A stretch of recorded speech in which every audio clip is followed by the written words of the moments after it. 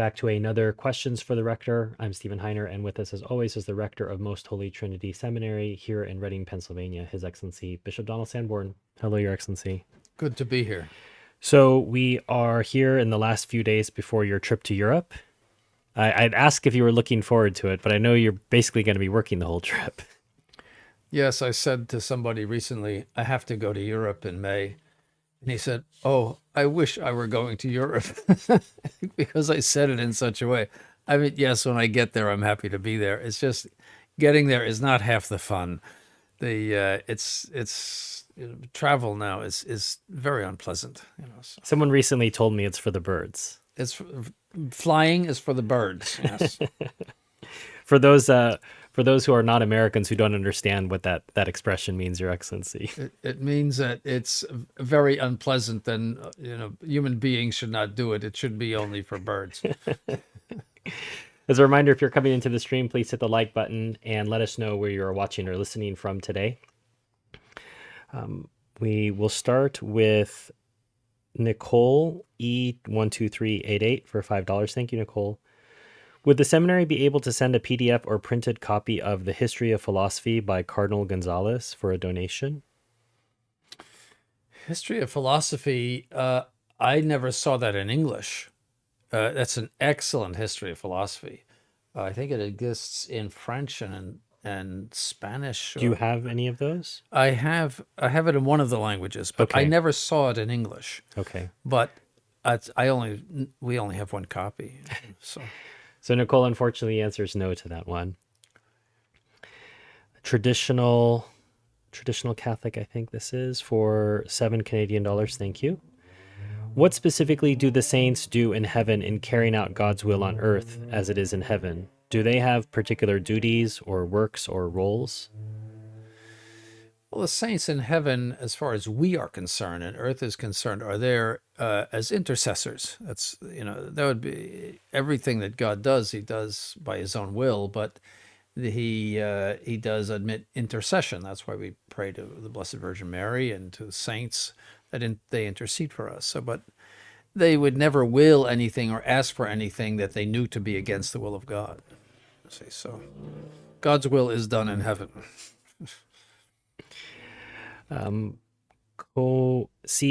Comendoza, this looks like Peruvian currency. Thank you, and just says Pax. If you have a question, please put it in the chat, and I'll do my best to find it and read it. Steve Gerard for $5. Thank you, Steve. Do you think the SSPX will become a sedevacantist organization if they get excommunicated? Thank you, and God bless your work. No, I don't think they will. I really don't know what direction they'll take or what will happen to them. There might be some who will leave. The Vatican, from what I understand, is setting up some sort of institute in which to accept the ones that are disaffected by the excommunication. Fraternity of St. Peter 2.0? Yes, 2.0, yes. There might be some who might take a sedevacantist position. I just think that you might see some splitting in it and some defection, some loyal. But they will go back to the same idea of somehow patching it up with Rome, and they flip flop between their positions. Right now, Rome is terrible, everything's horrible, and then after the storm is over, they'll go back to trying to patch it up. So. They're very hard to predict, really. I don't know. One might refer to Mountains of Jelboe. You might have a 2.0 yes, the version. Mountains of Jelboe. Yes, it's where it's flip flop and zigzag, and I've seen some of their things on YouTube and all. I mean, they just are blasting the Novus Ordo and blasting the modernist Vatican, and saying it's not carrying on the mission of the church, and we have to carry on the mission of the church. I mean, just things that are like nuclear bombs. And for many, many years, for almost 20 years, they've been very, very soft on all of that. They haven't said much at all about how things are, that there's heresy coming out of Vatican II, or that they just have been very quiet about it. And and it's so predictable, when the Vatican will not do what they want it to do, then they start Making noise. accusing the Vatican of being something heretical or doing something that is very, very bad. And so I'm just used to it. I've seen it since I joined in 1971, and so this is another episode in the whole saga. But we are 6 or 7 weeks away from something we haven't seen since 1988. Have you modified your predictions or your thoughts on what you think is going to happen? No, the whole thing operates on a loyalty to Archbishop Lefebvre, and they will do exactly what Archbishop Lefebvre did, and that is the lead up to 1988 was a protocol that, where he recognized the validity of all the new sacraments, and he recognized the Novus Ordo as something legitimate. He even accepted to have a Novus Ordo Mass said in San Nicolas de Chardonnay, and then turned around the next day, and then all of the fire came out. It was like a volcano, and John Paul II was the Vicar of Christ on May 5th, and by the middle of June he was the Antichrist. I mean, this is just. You think they're going to repeat this process? Yes. Wow. Okay. Yes, because they have to be justified. You see, in order to justify this, what is a schismatic act? Rome has to be the villain, so Rome will be painted as the villain, in one way or the other. And I just think it'll be a repeat, Act 2 of the same play, or Act 4 or 5 of the same drama, and then they'll go back to being soft again. So it's. Well, we won't have long to wait now, Your Excellency. No, we won't. It's going to happen soon. Nicole E, again, $5. Thank you, Nicole. With Bishop McKenna passed, is the Institute able to institute a third order of Dominicans? Is it possible for one to become a third order member today, or a second? In order to have a third order, you need a first order. All right. The first order of Dominicans is the Dominican order. And no, we can't do that.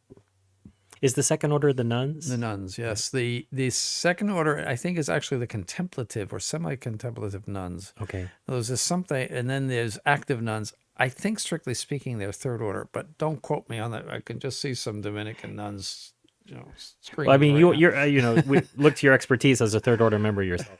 yes. So, Angel Grimaldo for $5. Thank you, Angel. Thoughts on Ecclesiastical History by Eusebius? Eusebius is a very well-respected ecclesiastical historian. He's always praised as being accurate, and probably of all of the early historians, he's probably the most praised by Catholic historians for accuracy. And so, yes, I think I would recommend that, yes. Okay. DVM 1111 for $10. Thank you, DVM. What does His Excellency teach seminarians about preparing and delivering sermons? I've noticed that many RCI clergy write out their sermons. I can think of one other group that is taught to write them. Well, it depends on the talent of the speaker. The obviously ideal way is to memorize your sermon. You see, that's, and some priests used to do that. Father Fenton did that. And he gave an excellent sermon. And so ideally, but that takes a long time. When you say memorize, so they think through their ideas first and then they just have it in their mind? No, they write it down and they memorize it, just like you would memorize the lines of a play. Every Sunday? Yes. Wow, that's extraordinary. That's the best. And that was the old way. You'd memorize your sermon. It's just that takes a lot of time, you see. And and his sermons were generally short, like 10 minutes or 15 minutes, So the other way is to make notes. In other words, where you're going to, what you're going to say, and then you say it. But you're just looking at notes so that you don't miss anything, so to speak, So, and then the other way is to write it out and to read it, but to read it in such a way that you don't lose eye contact with the people. In other words, you're sort of half reading it and half saying it, So everyone has a talent, greater or lesser, So, and sometimes as you age, you get a little better at it, you see. So, but Ideally, yes, memorize your sermon, but very few priests will do that now. But there's not specifically a homiletics course at the moment. Not at the moment, no. Is that something you want to have? It should happen, yes, but I give them pointers, as far as sermon writing and what sermon giving. Well, they have a chance to practice as deacons and get roasted potentially. Yes. You're, the old saying is, you're only allowed 3 heresies per sermon when you're a deacon, and you make mistakes and you're criticized and all that. So. Now, you mentioned 10 or 15 minutes feels short to you. Is there a certain length that you want Institute priests preaching on a Sunday, time-wise? Not specifically, no, because it depends on the subject. Sometimes you're, short. Sometimes you're a little long. I just gave one that was 35 minutes the other day. So, although I got compliments on it. So, but it really depends on the subject matter. I don't, 20 would be the general limit, but sometimes you go over. If you're good, you can hold people for a long time. If you're not very good, then shut it down. So, I guess the other question then, is there a minimum? Do you want people preaching I'd for say minimum 10 minutes. At least 10 minutes? Yes. Okay. Yes. Unless it's sort of like a sermonette for, a weekday. Yes. But why do you say that there should be a minimum? Well, the sermon is very important for the instruction of the people. They get a lot out of it. People listen to sermons, and even when they are merely recorded, it's a constant catechetical instruction, a spiritual uplifting, you might say, reminder of things that they have forgotten. It's like reading a spiritual book. Every time I read a spiritual book, it's as if I have never read it before. Or they say things that I knew, since 70 years ago, and I've forgotten them, and it's all new again. You see, it's so we forget easily about invisible things, and so the church should remind us about invisible things. You can do a great deal of good by preaching well. A lot of people you can bring in by preaching well. Might I ask a question about last Sunday's gospel, Your Excellency? Our Lord says he has many things to say, but you can't hear them now, or something along those lines. Mm-hmm. Why were the apostles just not prepared to hear what our Lord had to say? They had other things on their mind. Well, they were afraid. They thought the Jews were going to get them, and and also they didn't have the Holy Ghost, so they were still laboring under, let's say, a lack of inspiration, you might say, and a lack of courage.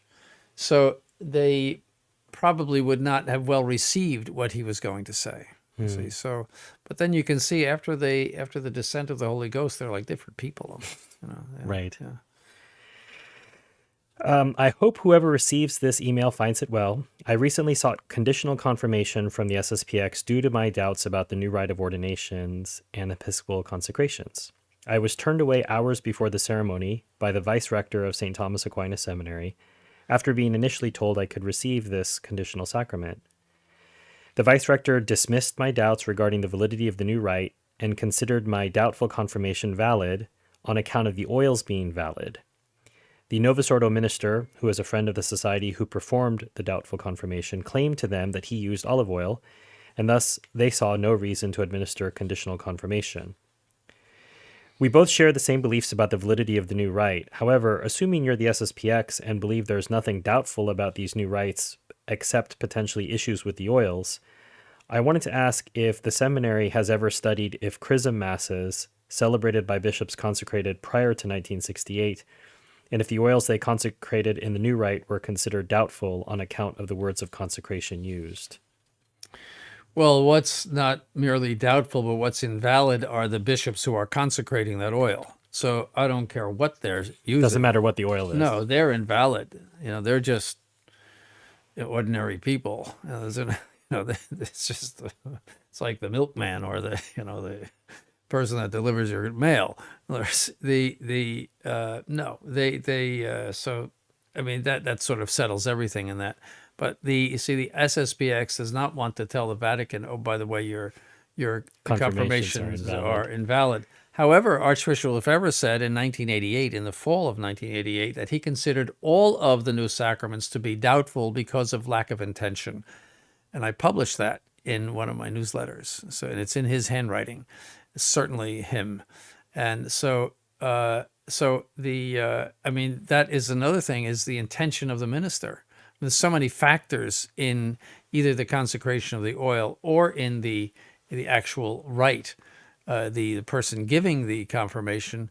There's so many factors, and if there's lack of intention, you could invalidate even a traditional sacrament that way by lack of intention. You see, so if they're true followers of Archbishop Lefebvre, I think they should consider that all doubtful.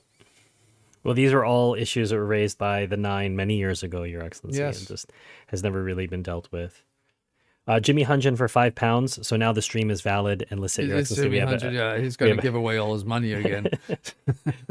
So Jimmy notes that Father Hennick could serve as a good liaison officer for any outgoing SSPX clergy who might be interested. Yes, sort of a, Just one more thing for Father Hennick yes, to deal with. Yes, that there's rooms there ready in Boston to receive anybody that might want to come over. $20 from Elihu Romberg. Thank you, Elihu. If you have a question, please put it in the chat and I will try to find it and ask it. Paul Salafia for 50 Australian dollars. Thank you, Paul. Same thing. If you have a question, please put it in the chat. Jimmy Hunjan, £20. Thank you, Jimmy. We should have a checklist for the phrases for the upcoming SSPX consecrations. The mandate of eternal Rome. We don't want to be disloyal. This is a crisis. We must continue the mission of the church for the salvation of souls. So those are all the items that will make it into the eternal mandate. Yes. You know, it's as I said, I'm just used to it.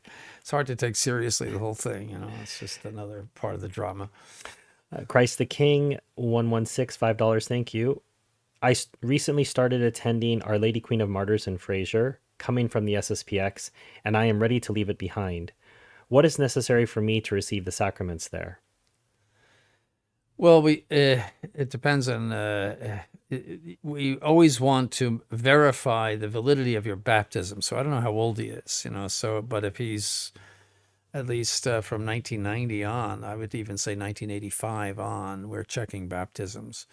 There was that famous case in Detroit of somebody, a deacon, messing up. Is 85 your new standard, Your Excellency? It has to be official in the constitutions or in the pastoral directory, but everybody's observing that now. So, okay. So that's the first thing, is to present himself to the priest and go over the baptism. You see, so, but he doesn't have to make any abjurations or anything like that. He just has to adhere to the Catholic faith and repudiate the heresies of Vatican II and all of the liturgical reforms of Vatican II. Right, so Father Saavedra can assist him with yes, all of this. Yes, he should approach Father Saavedra, yes. LDP 4301, $5. Thank you, Luke. Should we believe that the church will return to her former glory, or is it morally certain that there'll never be another pope? That's a question for God. Right? He's not on the live stream tonight, unfortunately. I could not answer that question. It's all I would say is God has permitted this for a reason. I suspect that the reason is preparation for Antichrist. In other words, that he is permitting the operation of error, as St. Paul speaks about in 2 Thessalonians, that he is permitting the operation of error to operate. In other words, that those who are unfaithful will follow the errors of Vatican II. Those who are faithful will reject them. See, so that's my theory. And that it's sort of shaking the tree and all of the rotten fruit is falling to the ground. That's my theory, and that we're in a preparatory era of Antichrist, which probably will come during the 2030s. I'm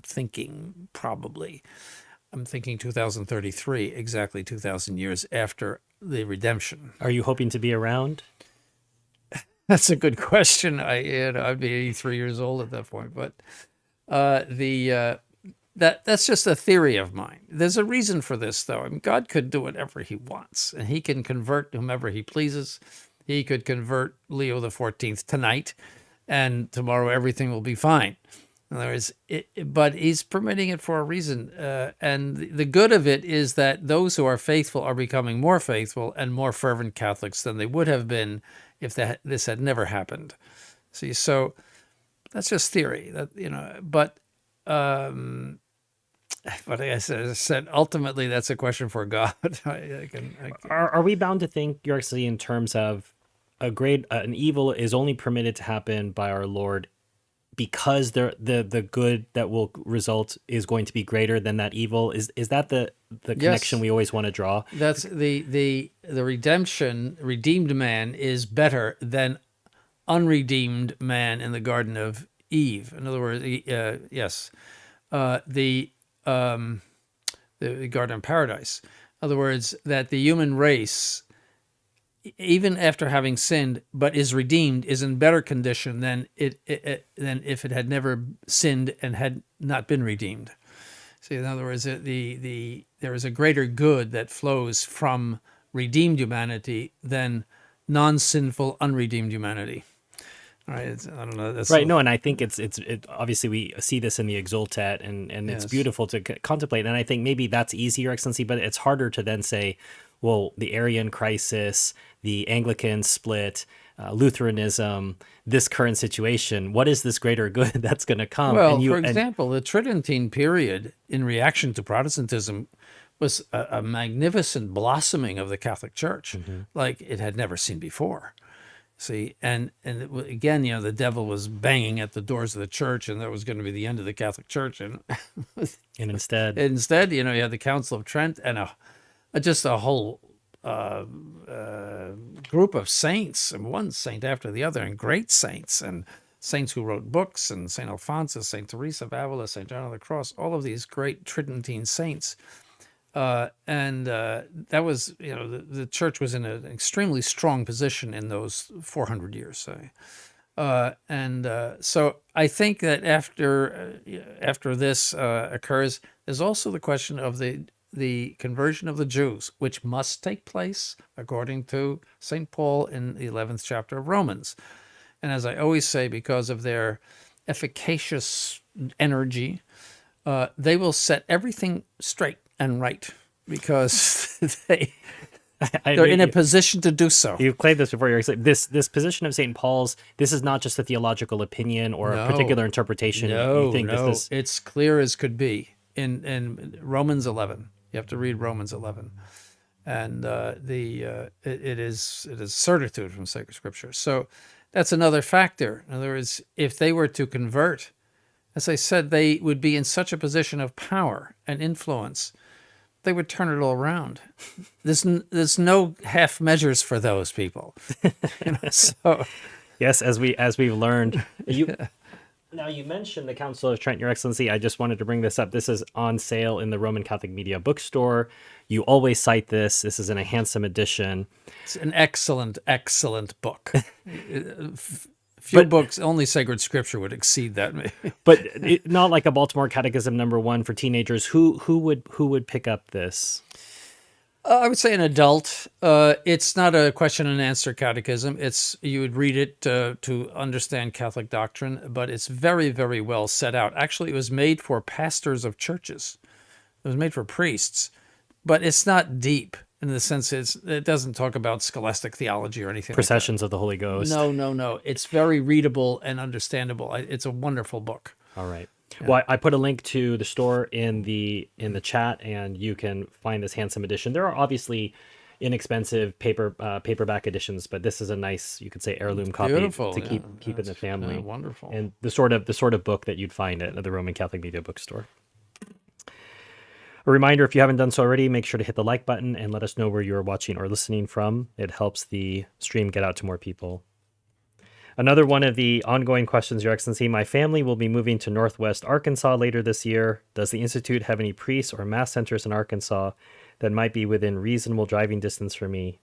I really appreciate what you are doing. God bless you. We have nothing in the whole state. Sorry. The regular exhortation, pray that our Lord will send laborers to the harvest. Mm-hmm. We are in need of laborers for the harvest. Your Excellency, I am a medical student, and I would like to know about the moral principles applied to the treatment of an ectopic pregnancy, as a lot of the content I found online is from the Novus Ordo. Well, The principle is this, that first of all, you cannot directly kill the fetus. All right.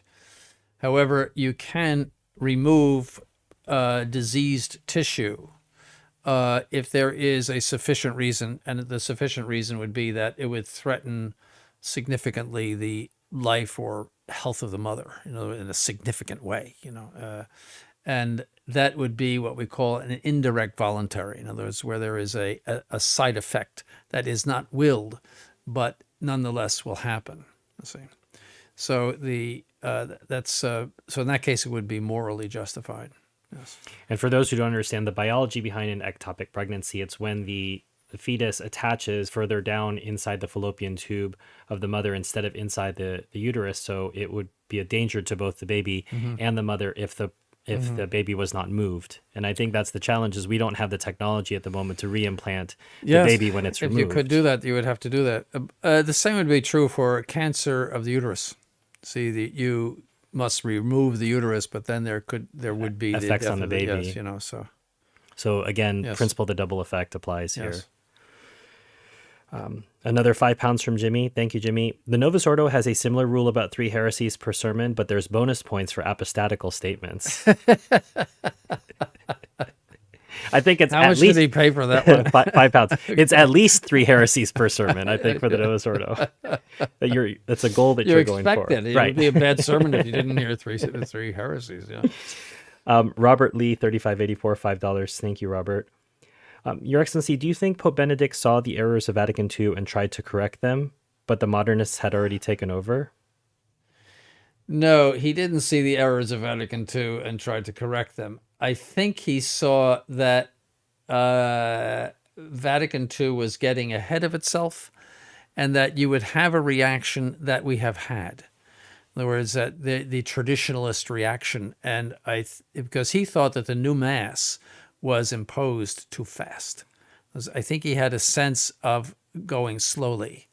But no, he was a convinced modernist, but I think he was, I think he also, that's why he permitted the traditional Mass to control it. And that's really what has happened. Is he has drawn away a lot of people from the SSPX and ourselves by having the indult Mass or these. But I think that's, and I think he also saw that the youth were attracted to tradition, and that he wanted to sort of hitch the horses of the youth to his decrepit carriage of the Novus Ordo and the Vatican II. In other words, he didn't want to lose that. I think he was smart enough to figure that out. He was an intelligent man. Father Chicata called it the motu mass trap. Yes. That they would come in and they'd be captured. Yes. So, Robert, when you say the modernists had already taken over, Benedict was the modernist, and he had taken over. Yes. No, he was. Santiago for $50. Thank you, Santiago. Thank you for your sermons, Your Excellency. They are very good. My favorite one is the one called 2 + 2 = 5. If you are driving and falling asleep, I recommend those people to listen to that one. It will wake you up and also make you laugh. Was this a newer one, Your Excellency? No, I gave that a long time ago, and I can't remember what it was about. Okay. So, well, this is what happens when you've given thousands of sermons over your lifetime, Yes. Your Excellency. So I think we'll probably find Google searches spike for this sermon after this episode. So we'll find it and share it potentially on social media. Alma Mater 1101 for $5. Thank you, Alma. Your Excellency, what formation are seminarians given regarding speech, and why they should avoid filler words or verbal tics when speaking? I don't know what a verbal tic is. That's a word I never heard. This could just be some sort of, you referred to the I see. phenomenon. Yes, some people where they repeat, like essentially, Or basically. the French will add, some French will add Like, quoi, quoi. At, the, Yes, yeah. at the end of it. No, they are corrected as seminarians. Like is banned here. We just had a prospective seminarian here this week, and he said like a few times to me. And he says to me, "Oh, I know I'm not supposed to say like." So I think the seminarians must have told him that. But they get corrected if they say like in some manner in which it should not be used. I'm like, and you're like, and she's like, and he's like. You guys is also Oh, condemned. yeah. You never refer to anybody as you guys. Sometimes people call me, if I'm standing with other priests, you guys. They don't mean anything harmful by it, but it's just very bad. Although I think properly in New Jersey vernacular, use is proper for second person plural, Your Excellency. I don't think that's New Jersey. No, that's the Bronx. Use. Yeah, use is the Bronx. Yeah. So that's proper for that area. For that area, that's acceptable, yes. But outside of the Bronx, Yes. no. Patristica for £5. Thank you, Patristica. This is a bit specific, but how many epistles do you think Ignatius of Antioch wrote? Oh, I don't know.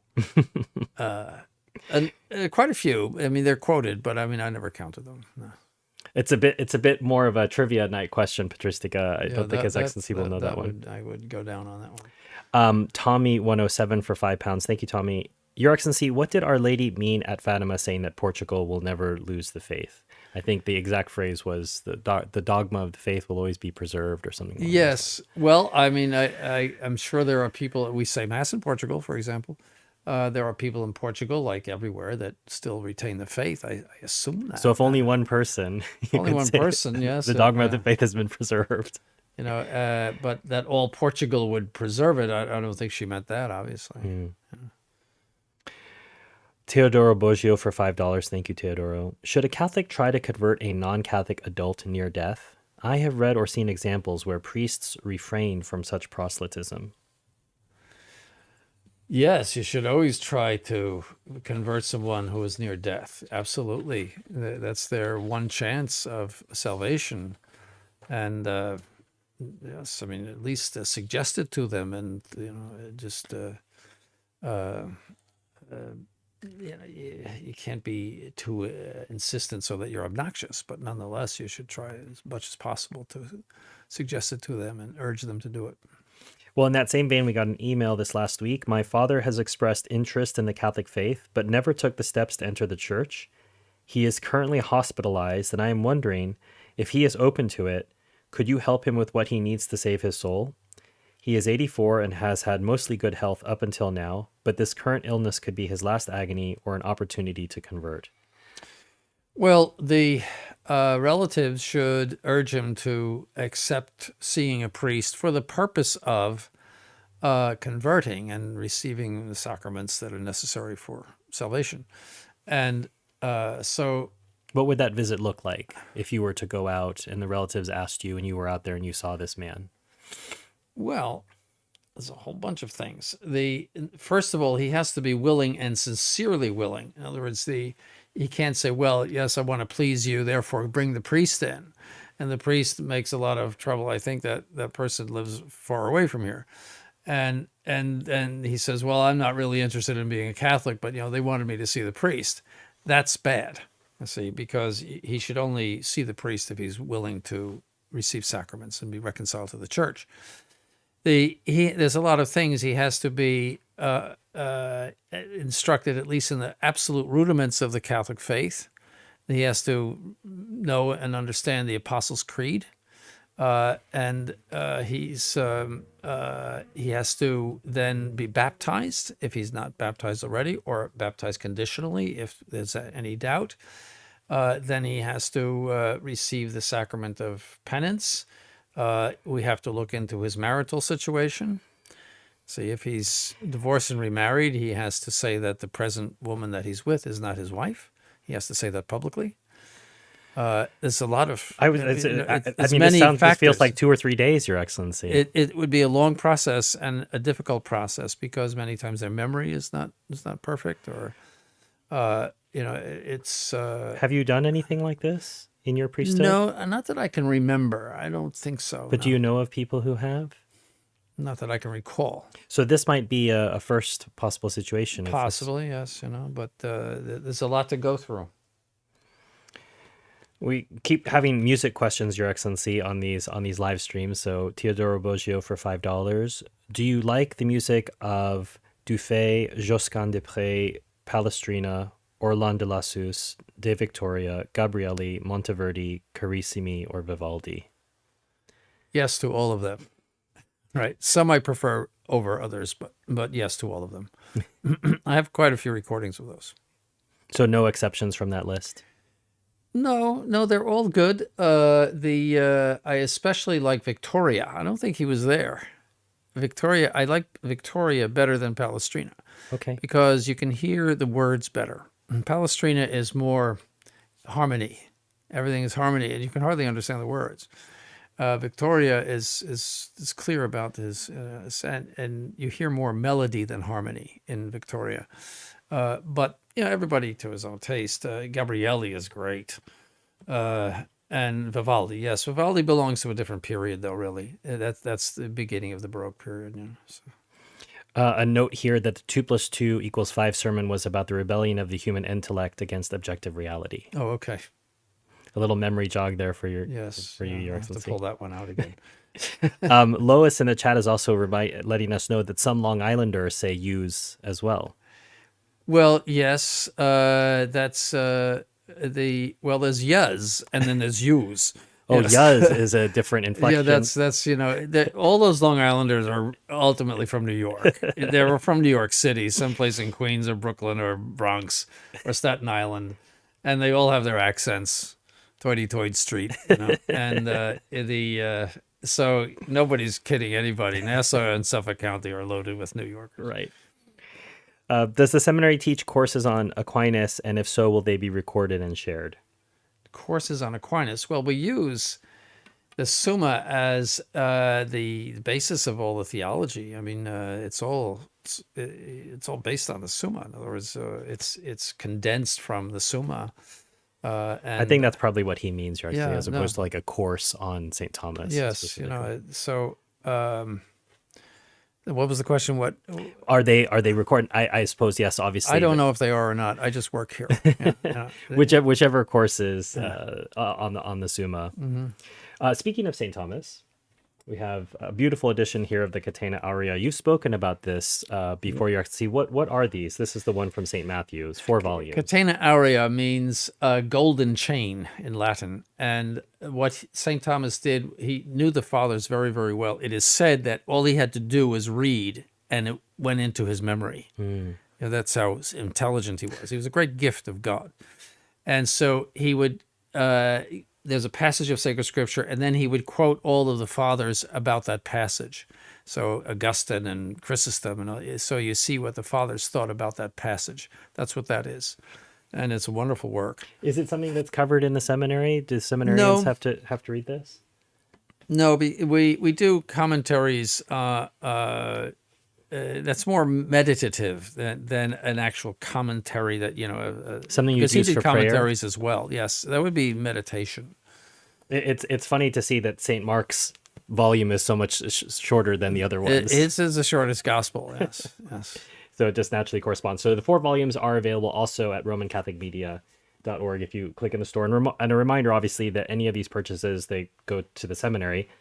I also want to acknowledge just a great kindness. Someone, after His Excellency mentioned the teaching of the Catholic Church by, is it Monsignor Smith? Canon Smith. Canon George Smith, kind enough, just bought them and sent them to the seminary. Yes. So thank you very much for that. We want to acknowledge that gift. It's very kind of you to send. Excellent book. And as usual, eBay and other places will benefit from His Excellency's expressing approval of a certain text. For adult converts, including ones that have developmental disabilities or autism, are 2 godparents required, or just a godfather or godmother? Well, 2 are required in principle. In other words, the fact that the person would be autistic would not have anything to do with that. But if only 1 is available, and you can do it with 1. That's the rule. But you should have 2, and a man and a woman. And again, going to the why of this, Your Excellency, why does the Church like to see this? Well, it's godparents. In other words, it's spiritual parents. So just as you have physical parents, you have spiritual parents. That's why you have a man and a woman. And they would make sure that in the failure of the parents to see to your spiritual upbringing, they would intervene as much as they possibly can. Is it normative for those two people to be married to each other? No, Okay, so they could be, but they're not. it doesn't have to necessarily. be. Okay. Jimmy Hungen for £5. When His Excellency visits our shores, will he head to Canterbury Cathedral to see Mitre Sally? Sort of like a trip to the Anglican Zoo? Oh, straight away, as the British say. I don't know what the big hubbub is about that. When I was in England a number of times, I saw these many Anglican woman priests saying mass, quote unquote, or some sort of service at altars, side altars in those cathedrals, and I saw Anglican bishops, women. So what's the big hubbub? Why is that? Why is that some sort of sacred cow? That Canterbury is a sacred cow that you can't have a woman archbishop. I mean, the whole thing is as bogus as the day is long. So what's the difference? What's a bogus male versus a bogus female? The only thing I would say is that at least a male could become Catholic and could conceivably become the real Archbishop of Canterbury, whereas a female cannot Do that. do that. I mean, she could become Catholic, but she would have to retire and do something else. She couldn't identify as a male and then get ordination. No. So she is permanently barred, whereas it is possible for somebody to convert. Well, His Excellency is so rigid in his views here. Very about this. rigid, yes, very rigid. Christ the King for $5, thank you. If the new rite of baptism is valid per se, potentially invalid per occidens, why doesn't the Institute presume validity absent counter evidence? Because of the very common invalidation or the making dubious of that sacrament by Novus Ordo clergy. We found out recently that the Vatican actually permitted hair baptisms for adults, and you see them doing that. And so all of the adult baptisms are doubtful. Because they're pouring water on the hair, and that is always considered doubtful. But other times, it's just like the Protestants. They have valid rites. The Lutherans certainly do. The Anglicans do. But are they following it? And this is what the Catholic authors say. So you have to determine if they followed their own rite. And with the Novus Ordo deacons, these permanent deacons, and all of that, and the priests, they don't believe. We baptize you. It's all just a ceremony for them. It's not a strict sacrament. Or in other words, they might say it's a sacrament, but the idea of doing it correctly is far from their minds. It's more whatever. Performative. Yes. $10 from LPRI4XP. Thank you, LP. Your Excellency, do you have a book you recommend to understand grace better? I think I have a rather Protestant understanding, and I wish to correct my thoughts. I'm trying to think. Well, Gary Goulagrange wrote something on grace, and I think it's in English. I think it would be over a layman's head, though.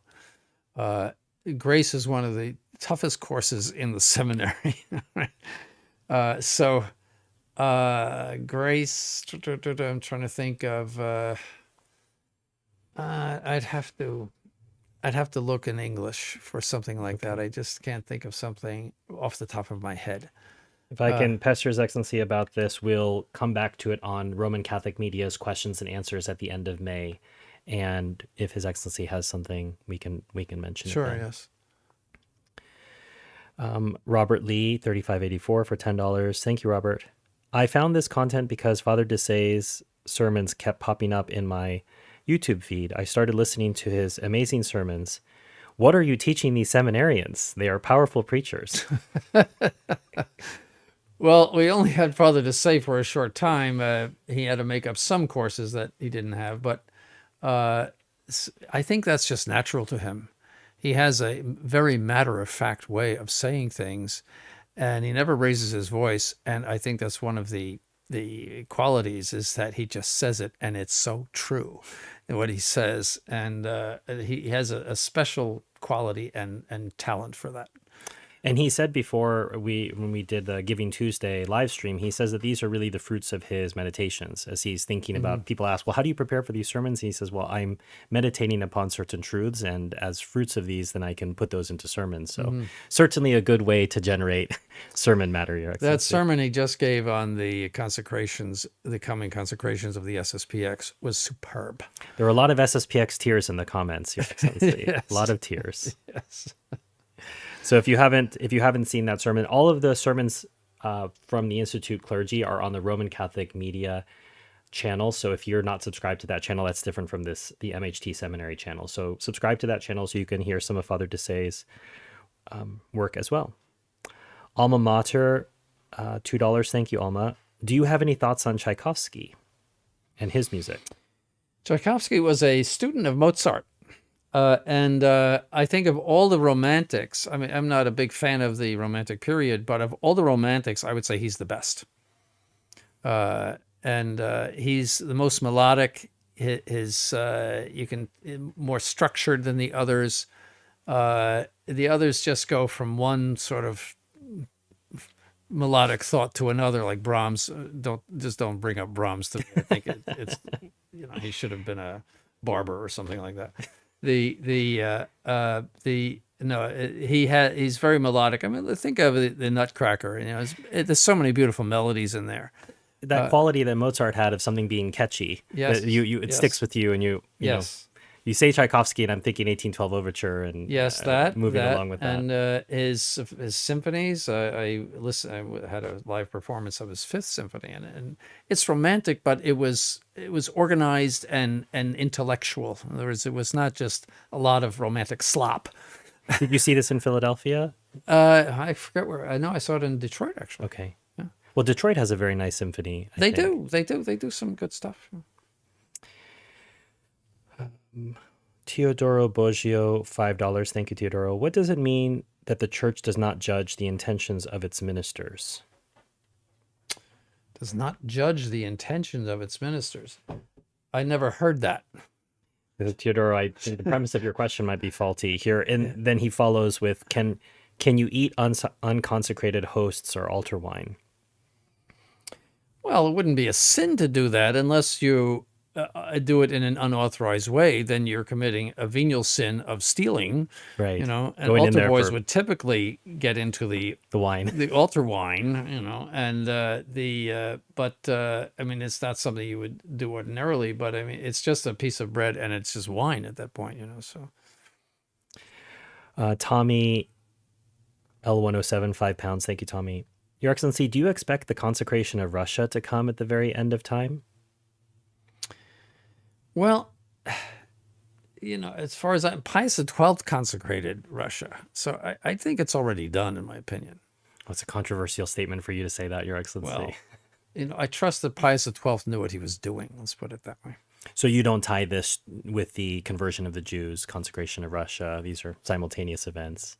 No, I mean, a lot of the Fatima information is obscure.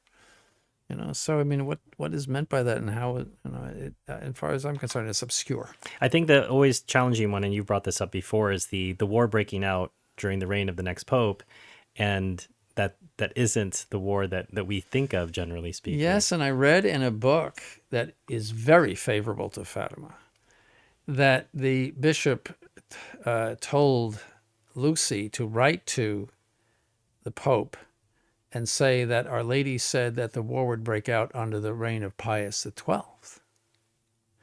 And then, this is the way the book recounts it, she said later, but I know Our Lady said Pius XI. That was troubling to me. Right, because the that wouldn't be accurate, that there would be a world war. A lot of people point to the war in Spain and say that this was the war that Our Lady was talking about because it involved the Soviet Union and Germany. And no, it was supposed to be a war worse than the World War One. I mean, and none of those were worse. I mean, there were many wars. There was the war of the Greeks against the Turks right after. That was in the 1920s. That was a nasty war, and people don't hear about that. There was the Manchurian, the Japanese, the Manchurian War. There was the Spanish Civil War. There was Ethiopia, the aggression of the Italians and all. So none of those were worse than World War One. Only World War II qualifies for that. Some say the Anschluss in Austria was the beginning, but if you look at the newsreels, the people were packed. They packed the streets in Vienna when Hitler came to Vienna, and he stood on the balcony of the opera house, and they were just screaming for him. I wouldn't call that war. Right. I mean, there was some resistance to it, but not very much. So this is confusing to people. Then they might think, well, was Our Lady wrong about this? Or you would point, maybe the message was probably... Well, she complained in this same book. She complained of her memory. So it could be that she is mistaken. You know, in other words, you can't get too attached to messages because the seer can forget or can get mixed up. Or, I'm just troubled by how she would tell Pius XII something that she knew wasn't true. When I think the other problem is that sometimes, Your Excellency, people treat this as an article of faith. Yes. That the consecration of Russia is something like the Apostles' Creed, or it's just a No, given, but it's private revelation. It's not required to be believed. It may or may not be true. I think that's difficult for a lot of people to swallow, Your Excellency. I think that might be something else I'd like to ask you about. People come to Mass, they come to the Institute, they come to the chapels from whatever situation they are. And I think sometimes they don't realize that while they may have grasped that there is a faith here and that they want to follow, that they bring some of the bad habits and bad ideas of the world with them. And I think one of this that I've identified particularly around the world, Your Excellency, is a lack of sufficient clericalism. There's a lack of just listening to what the priest has to say. There's a lot of sometimes talking back or questioning clergy, and it's troubling to see this. And I think sometimes this just comes from people not being willing to say, there are other things that need to change about me other than these bad doctrines that I taught. I have to change attitudes. Well, let me say this about that. First of all, clericalism is not a good word. All right. I mean it in the most respect positive for the clergy. way. It Yes. might be a better way to put it. But we understand that people who are coming in from the Novus Ordo are they are angry with the Novus Ordo. They are distrustful of the clergy because the clergy has betrayed the church. So we understand that. In other words, there's a certain mistrust of the clergy, and it takes time for them to see that everything is calm. They also are people who are firm in their ideas. In other words, you're not getting people that go along to get along in our churches. Right. You know, they're still over at the Novus Ordo. So these are strong-willed people who know their minds, you see, and sometimes they're, how would you say, a little rambunctious. Testy, maybe? Testy is a good word. So we just tolerate that. In other words, that usually passes away with time. And that's just, as you say, potentially a growing of trust. Yes, that they, but they come in, they fought a battle, and if you've been fighting, you come in a little hardened. That's like the abused cat you refer to, Your Excellency, that yes, it's Father Disposito tamed, I think. Yes, that's right. Oh, yes, he tamed Betty. Betty is now just a lady of peace.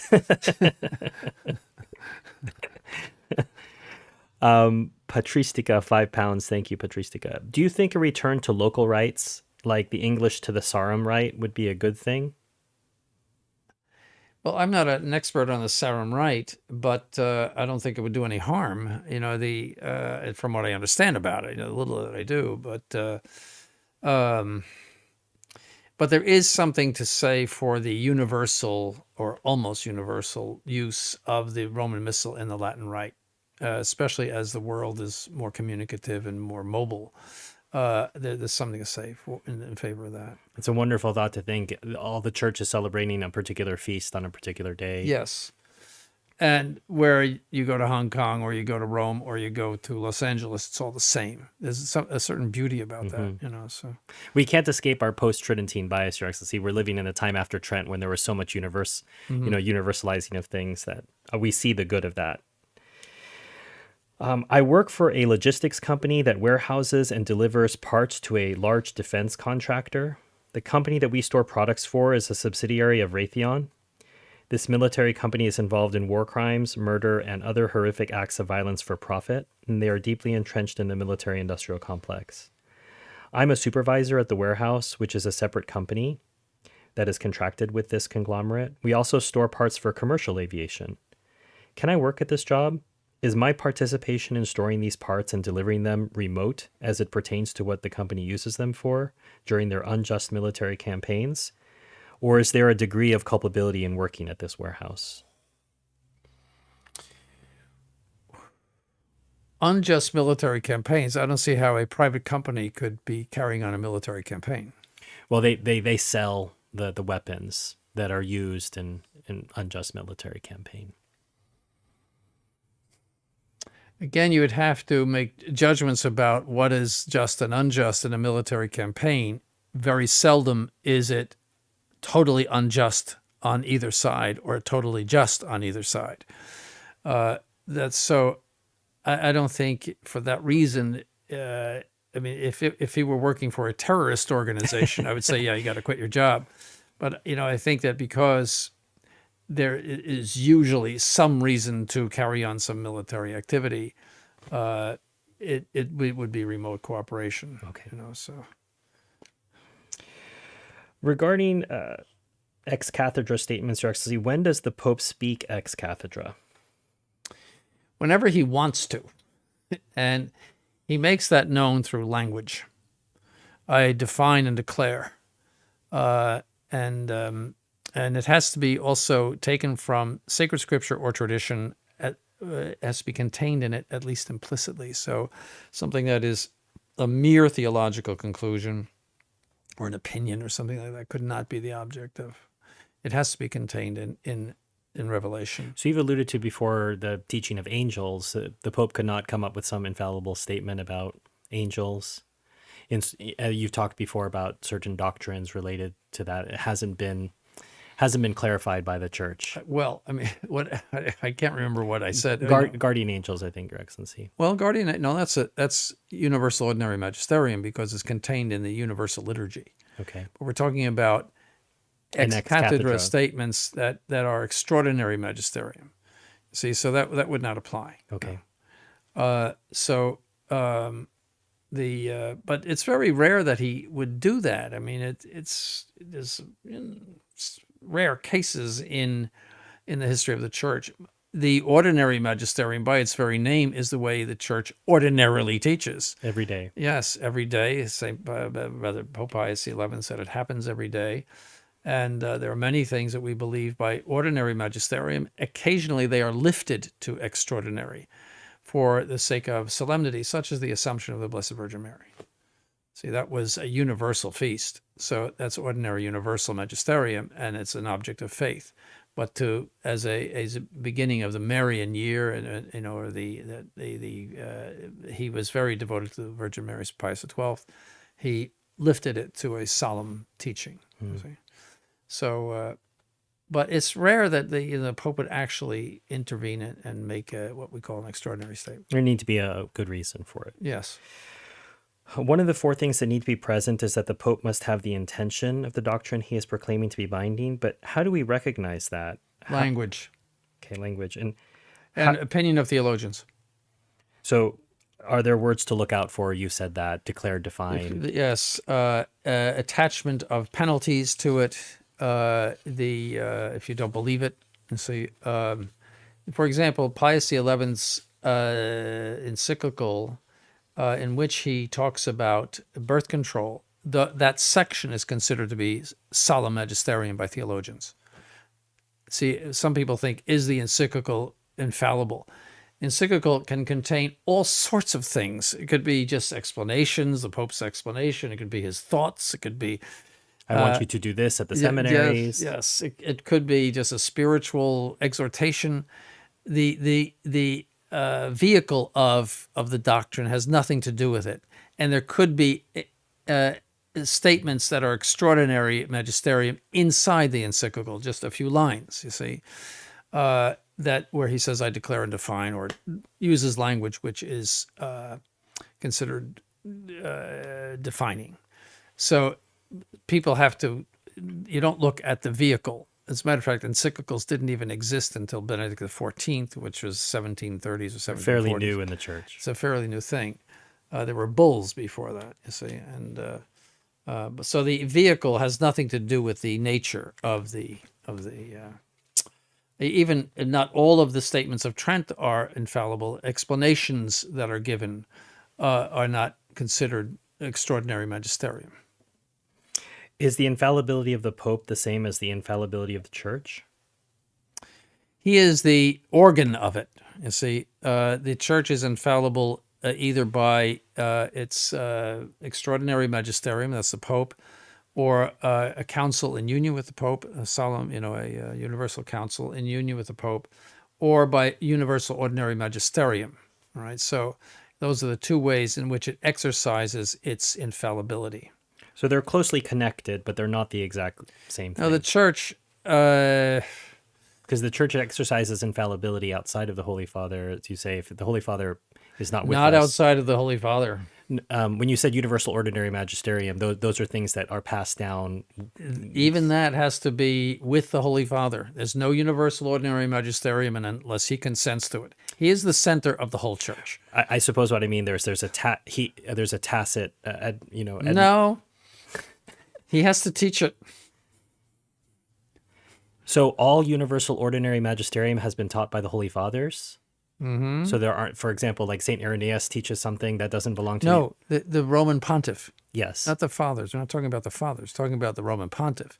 He must teach it together with all of the bishops of the world, or a what we call a majority. In other words, a good majority of the bishops of the world. If he teaches something concerning faith and morals, they all teach it. Then that's universal ordinary magisterium.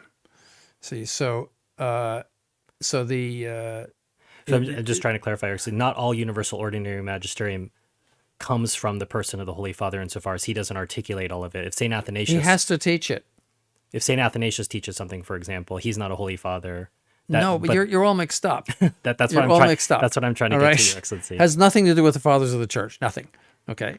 It has to do with doctrine that is contained in sacred scripture or tradition, and it is taught by the Roman Pontiff together with the majority of bishops. That is what is universal ordinary That's magisterium. universal ordinary magisterium. So what would you call something, let's say, taught by Saint Athanasius or by the Church Fathers? What would that be called? Well, they could be a witness to tradition. In other words, you have to, again, he might be expressing an opinion. He might be a witness to tradition. In other words, that he might say something has been held, since the time of Christ, that this is true. So if they're a witness to tradition, that would be a source of revelation.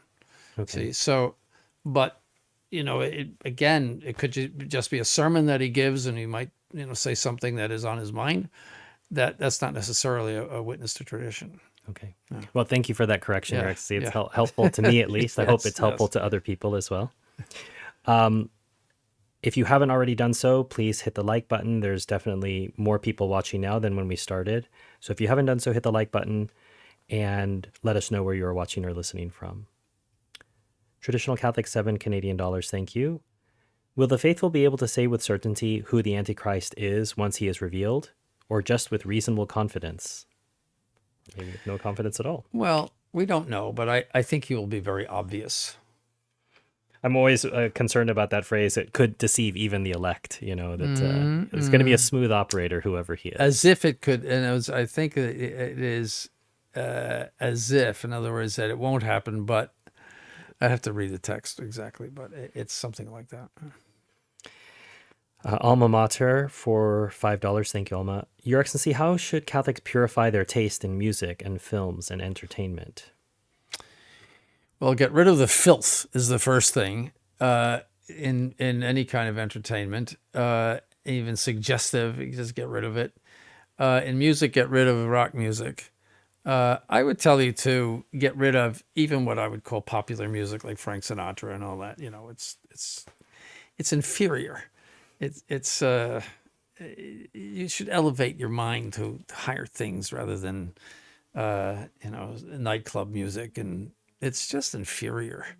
And it's something that is that came in the late with vaudeville and things like that, like late 19th century, early 20th century, when there was a general decline in culture. People would have folk songs and everything, which is fine. but that just the popular music is based on a tonality that is off key in relation to, say, classical tonality. If Mozart were to hear Frank Sinatra, I think he would vomit. In other words, who is this? It sounds like just the whole, it's sleazy music. It really comes out of jazz, which is truly sleazy music.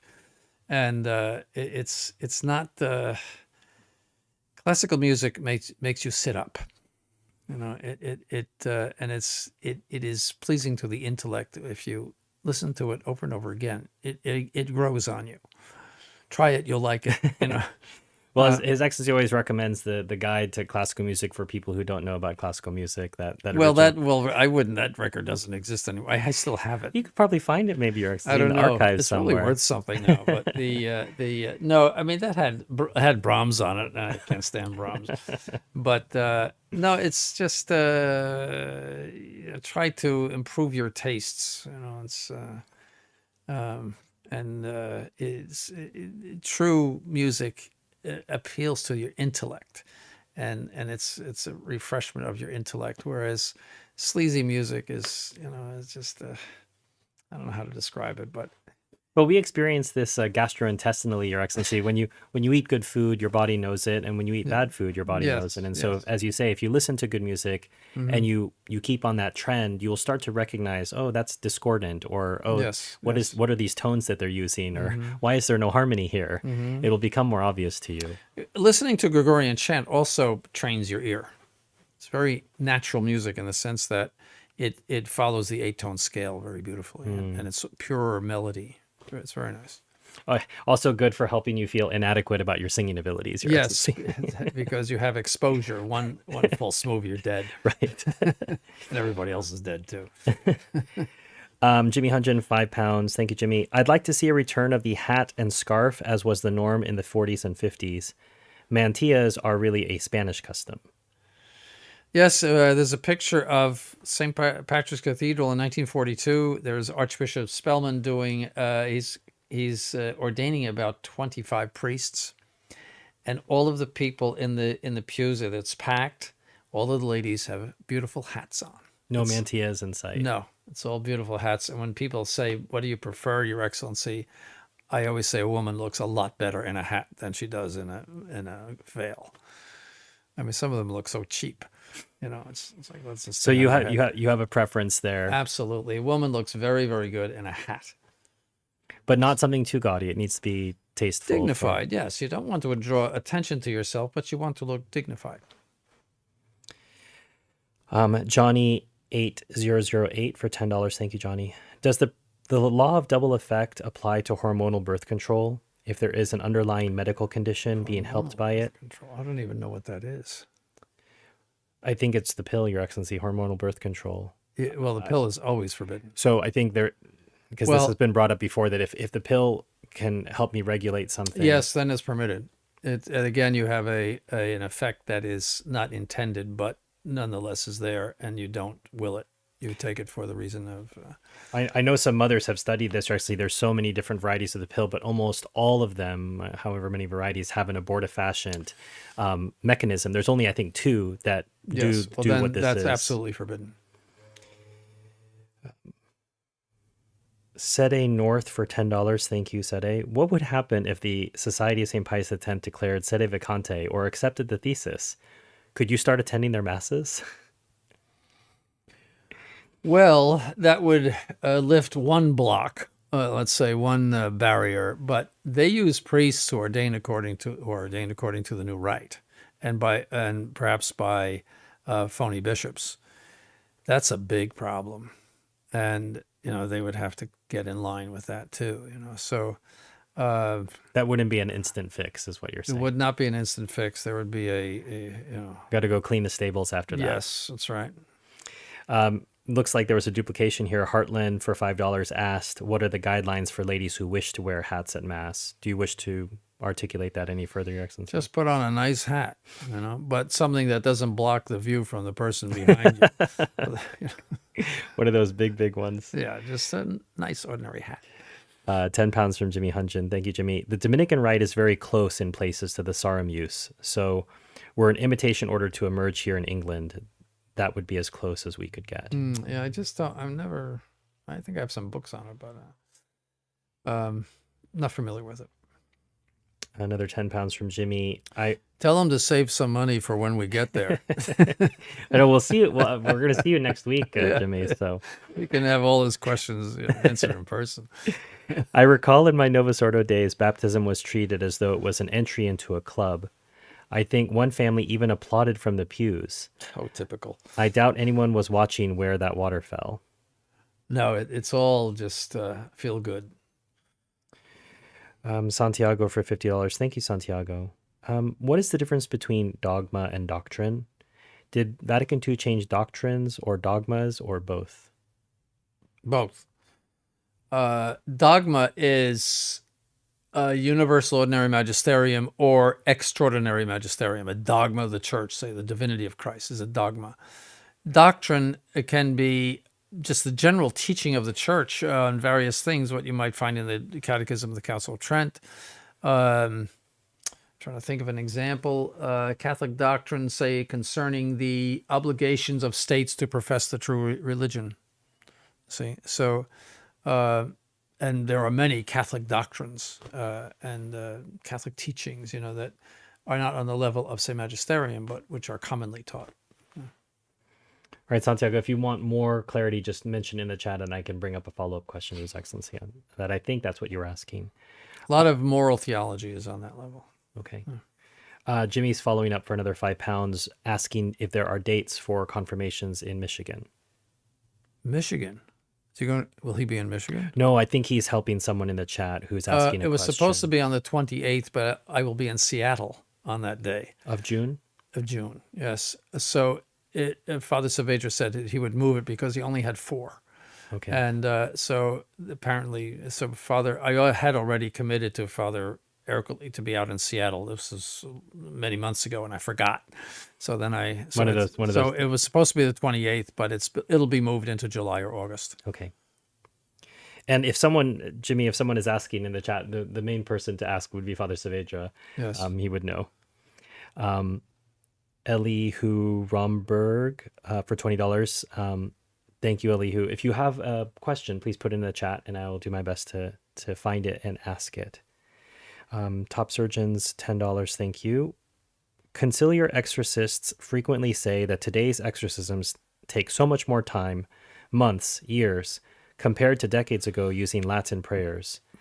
Is this due to greater sins versus conciliar bishops with no authority? Can't really comment on that because I know nothing about it. There's a lot of sensationalism. It's one of the most popular YouTube content. Videos you actually see talk about exorcisms from Mr. Ripperger and people like that. I know if I announced that I was going to give a talk on exorcisms, what the demons say, I would have 100 people there. If I said I'm going to give a talk on extreme unction, maybe 3 or 4 people there. There's a certain, I would say, morbid fascination with those things. Very strange. We see it a lot. Speaking of extreme unction, Anthony Plash, $5. Thank you, Anthony. Does the sacrament of extreme unction forgive all forgotten mortal sins? If you're sorry for them, yes. Yes. It even prays to God to forget or to not look at the sins of your youth, which is a beautiful thing. Yes, if you're sorry and you can't remember them to confess them, or you can't because you can't talk or something like that, they're all forgiven. Would that be something you'd want to hold as an intention? Anything that I've forgotten? Yes, you always anything. Yes, you would always want to do that. But but that would also, when you're absolved, you are absolved of all of your sins, even the ones you have forgotten. But if you remember them, you must confess them at your first opportunity. So even the sacrament of penance would do that. But the sacrament of extreme unction prepares your soul for entrance into heaven. Really, it's a great grace to receive it. Remits. The apostolic blessing remits all temporal punishment due to sin. You can see I do not have access to a parish I can reasonably attend.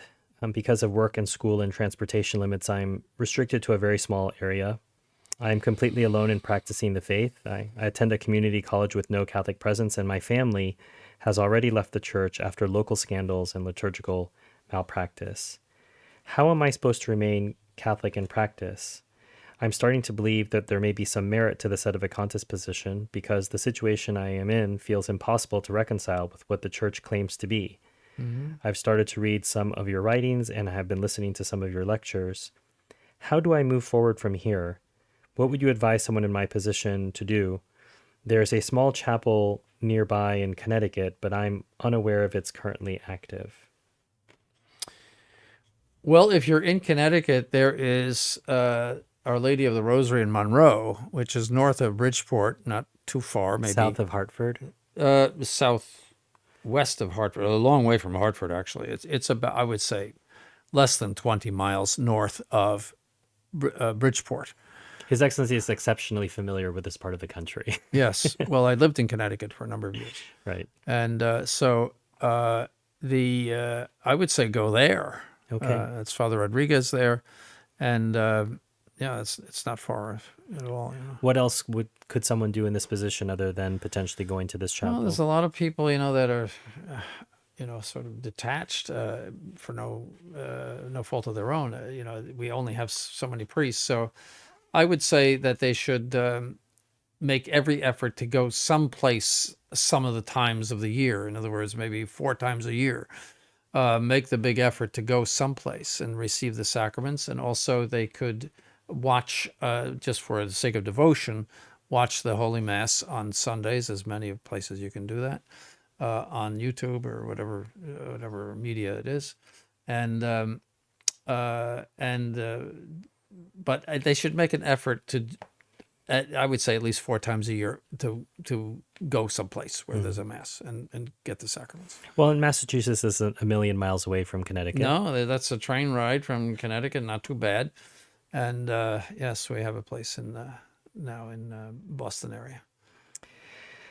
A question was presented to the board of a pro-life organization of which I am a member. A church and rectory was purchased by this organization in 2025 with the intention of converting the rectory into a safe house for women in need of counseling for unwanted pregnancies. The church attached is no longer in use, and many of the items left are from before Vatican II. There was a discussion around selling or donating items such as the tabernacle or the pews. Since I was not part of the negotiation to buy the property, I have taken a silent position on decisions made with respect to the sale of items, because I am unclear on what is appropriate to sell. The priest involved has left the parish, and we are not sure if things were properly deconsecrated, if that's even a term. Am I wrong here? It depends on what you're talking about. There's nothing consecrated about a pew. A tabernacle is merely blessed. It can be put up for sale. Even a chalice that is consecrated can be put up for sale. You wouldn't want to sell an altar stone, for example, that is you might be able to do. I'd have to think about that. But I don't think he should feel responsible.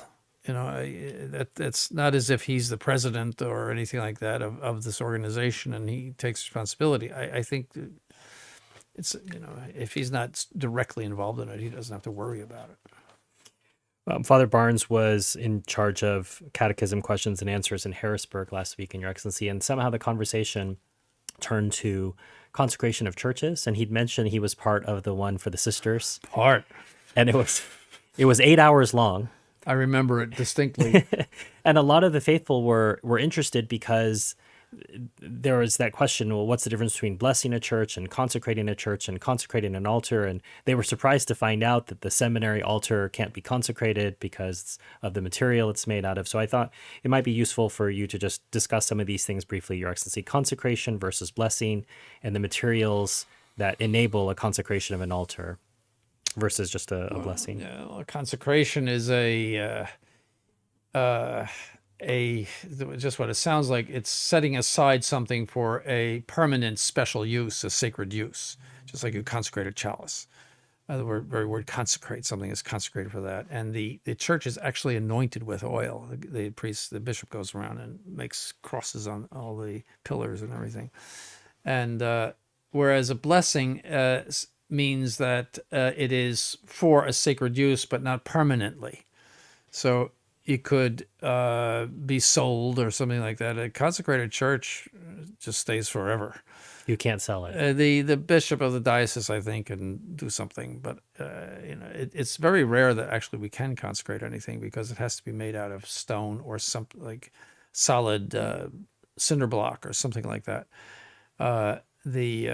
So generally our churches are not made out of that, so it's not something that comes up a lot, but there is a lot of canon law about it. But that's the idea. You were just an observer in that ceremony, Your Excellency. Yes, I think thank Bishop goodness. Selway had to carry the water on that one.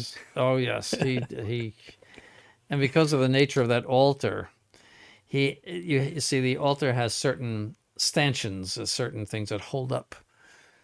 They have to be anointed, but that altar is all encased in a bronze, gold-plated encasement, and so the actual altar is behind that bronze encasement, and so he had to go in behind the altar and crawl under the altar in a cope and anoint all of those parts, so that took a long time. And so I sat down. You're supposed to stand, but I sat down. Well, this is what happens when you go shopping at Fluminalis, Your Excellency. You get put into situations like this.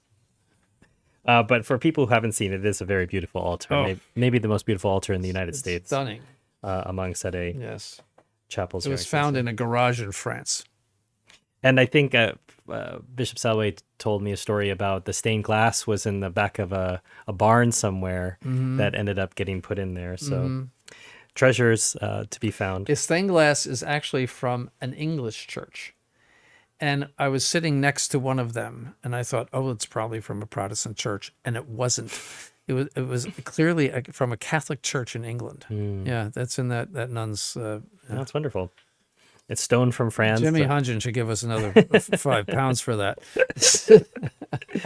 Jimmy, one of these days, hopefully you'll get to see the convent church yourself. It's very, very beautiful. I forget how I figured out.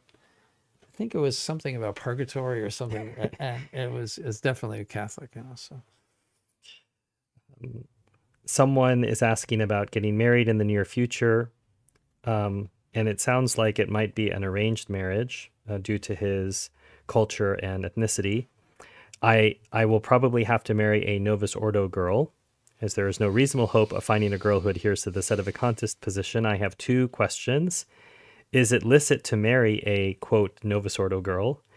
And secondly, is it licit to have the Novus Ordo Mass as my marriage Mass? Well, I would say it would be better to remain single than to marry a Novus Ordo girl. You're going to have serious marital problems if you do not agree on religion. So resist his family's urging or arranged marriage? Yes. And it is improper for anyone to force you into a marriage. That would actually be a mortal sin. It's a completely free choice. And so I would say if you don't agree on matters religious, don't get married. So there's not even I've any seen question. a lot of trouble.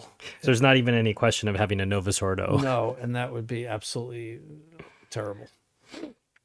Alma Mater for $10. Thank you, Alma. Your Excellency, I am learning English. Do you have any classics of English literature to improve my vocabulary and gain some understanding of the Anglo literary tradition? Well, you're asking the wrong person about that because I can't stand literature. Right. It was a television show called Dragnet in the 1950s, and Jack Webb, was the classic line here is just the facts, ma'am. Just the facts, ma'am. So I just read history books and philosophy books, theology books. I never read literature, but there is some. Trying to think of. Oh gosh, I don't know.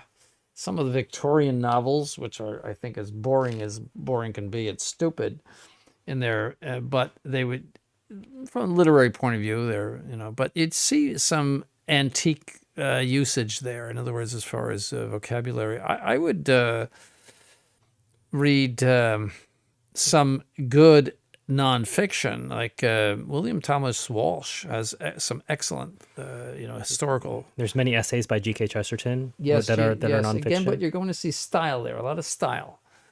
It's not. And he has some great novels as well. I know that you're not a reader of those, actually. Yes, But Chesterton The has Everlasting novels. Man is very good. Orthodoxy. Yes. The Man Who Is Thursday. Yes. So as His Excellency noted, he's not a great reader of English literature, but there are definitely things that you could find.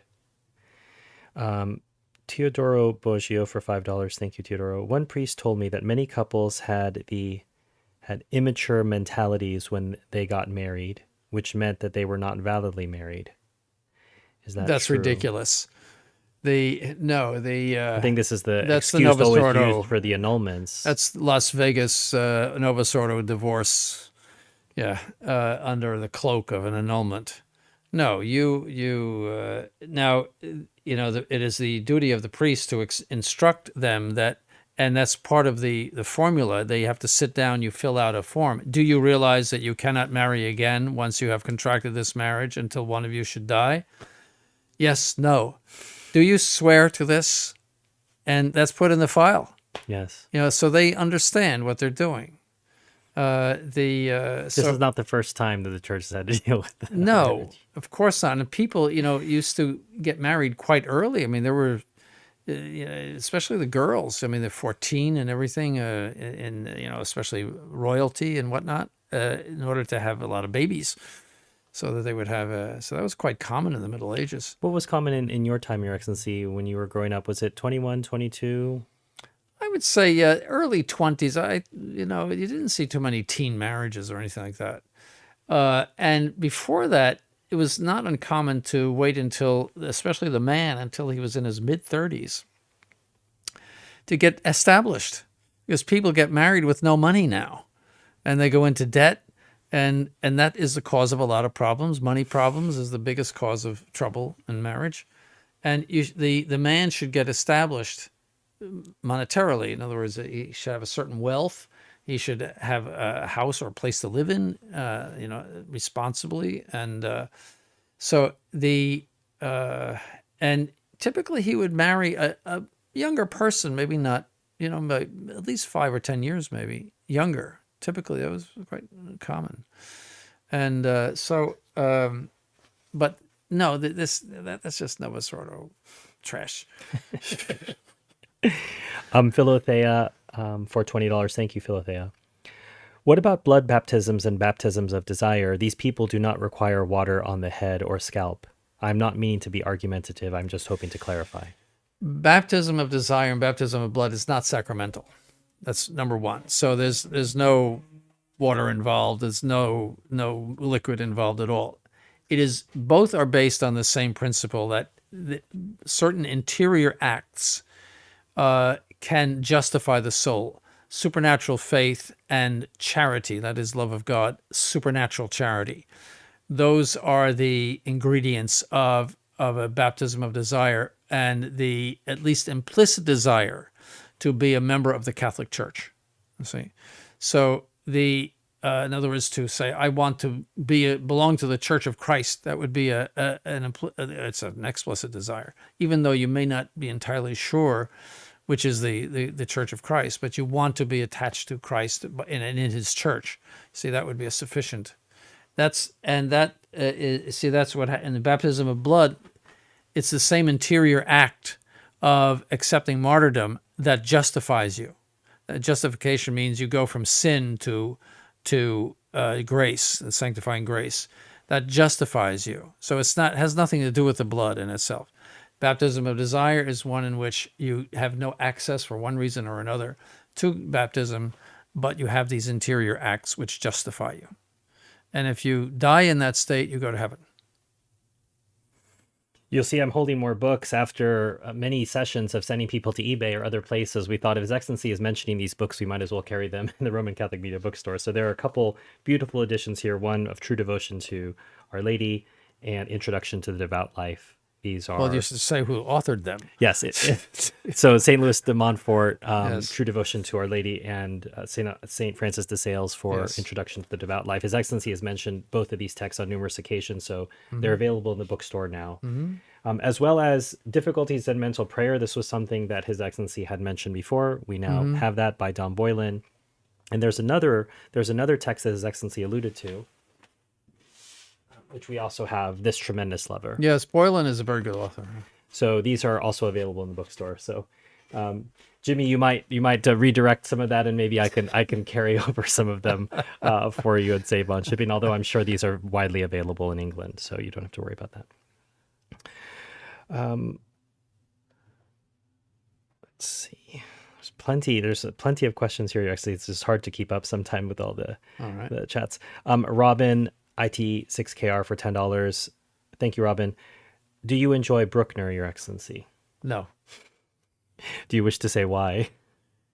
Well, he's a romantic mess. I mean, my favorite composer, Bach, Haydn, Mozart, they're all organized. It's all intellectual. It all fits together like a jigsaw puzzle beautifully, and whereas Bruckner is all over the place. He was a Jew. No, he was a Catholic. You're thinking of Mahler. I'm thinking of Mahler.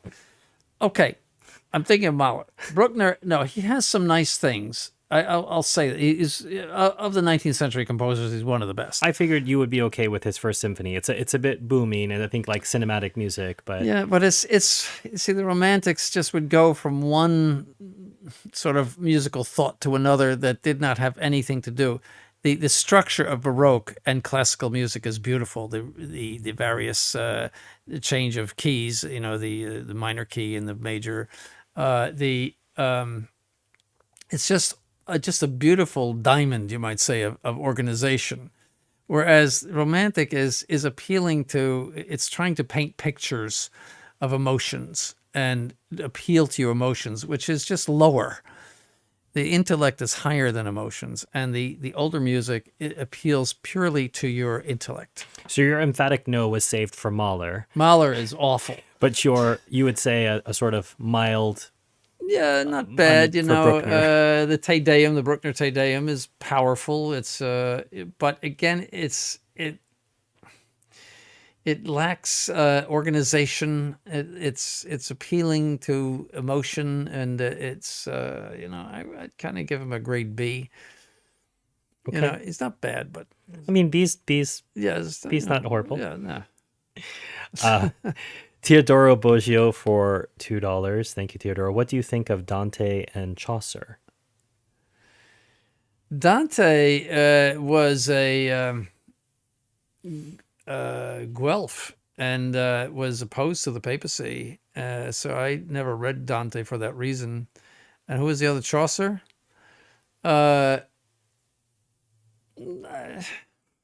Again, you're asking literature questions. His Excellency has already said that he's I just can't stand literature. It's a waste of time. He's not the right person to ask. Classical music, as you can see, concert music. The Miller's Tale is filthy. That was banned in Catholic schools. Yeah, they're certainly problematic tales. To me, it's just a waste of time. It's like seeing a stupid movie.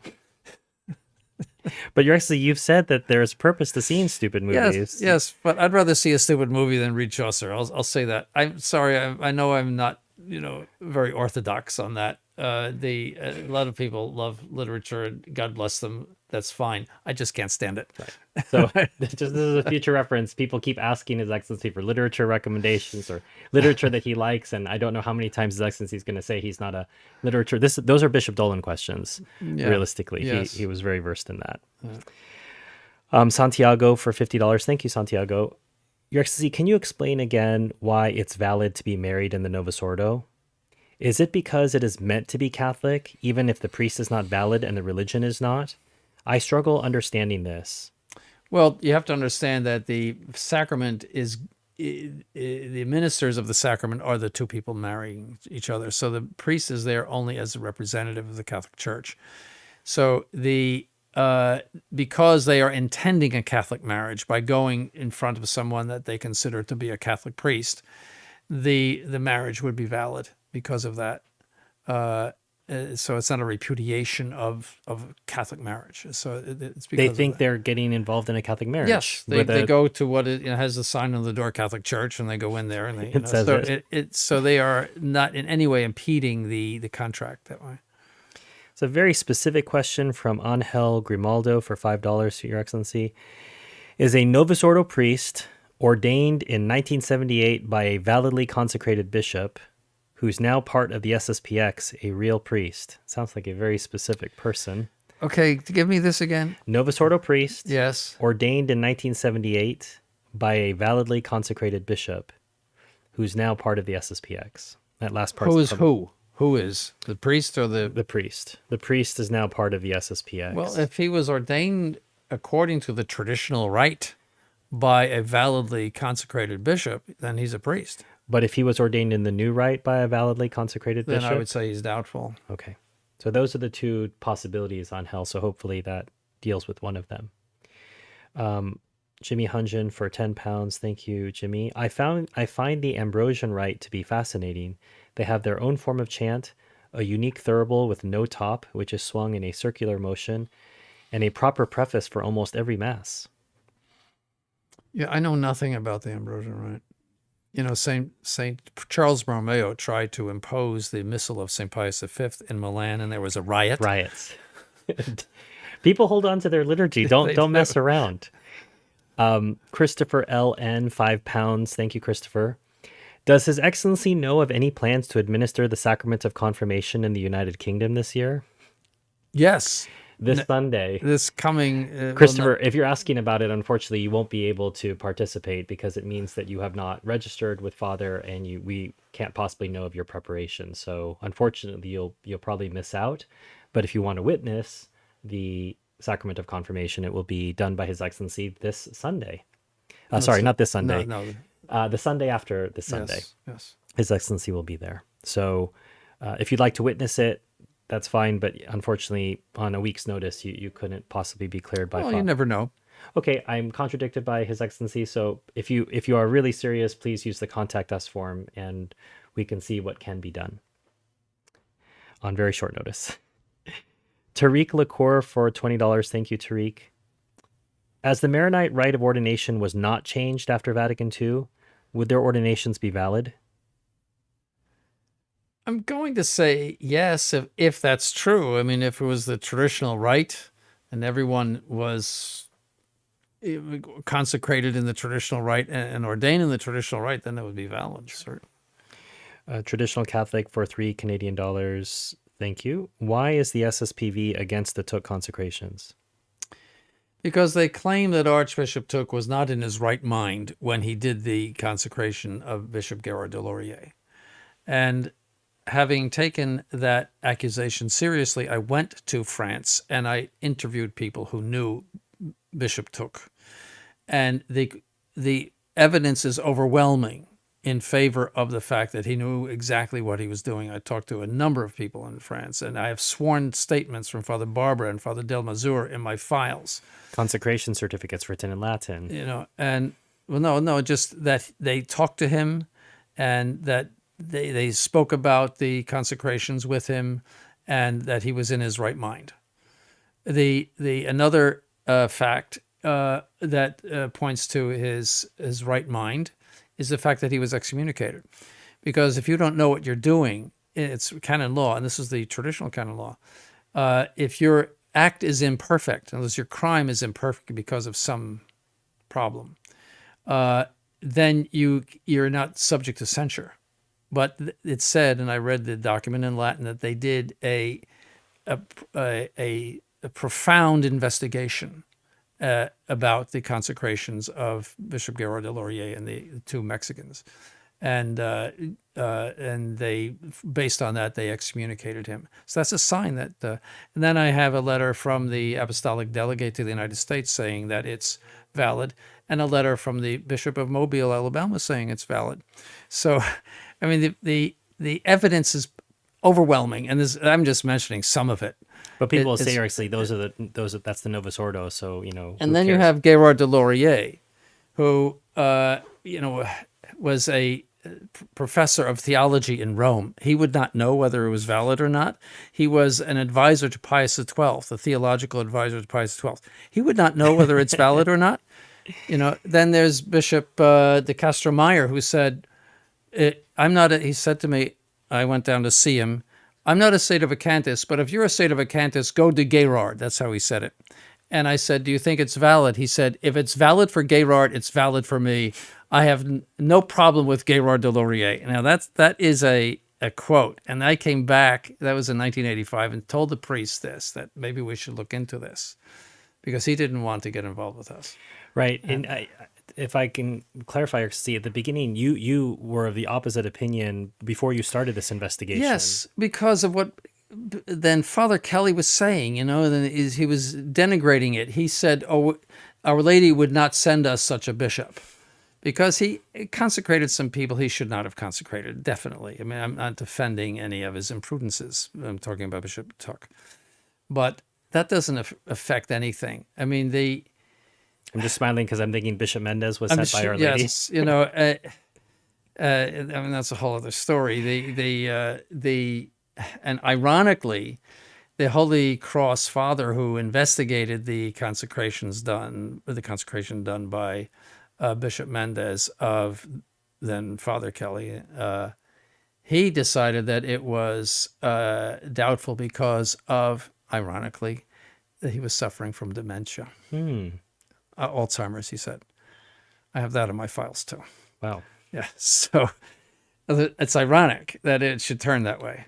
So the evidence concerning Archbishop Tuck is then there's Father Miller. He spent time in upstate New York, and Father Miller also actually did a whole video about it, and he knew him personally.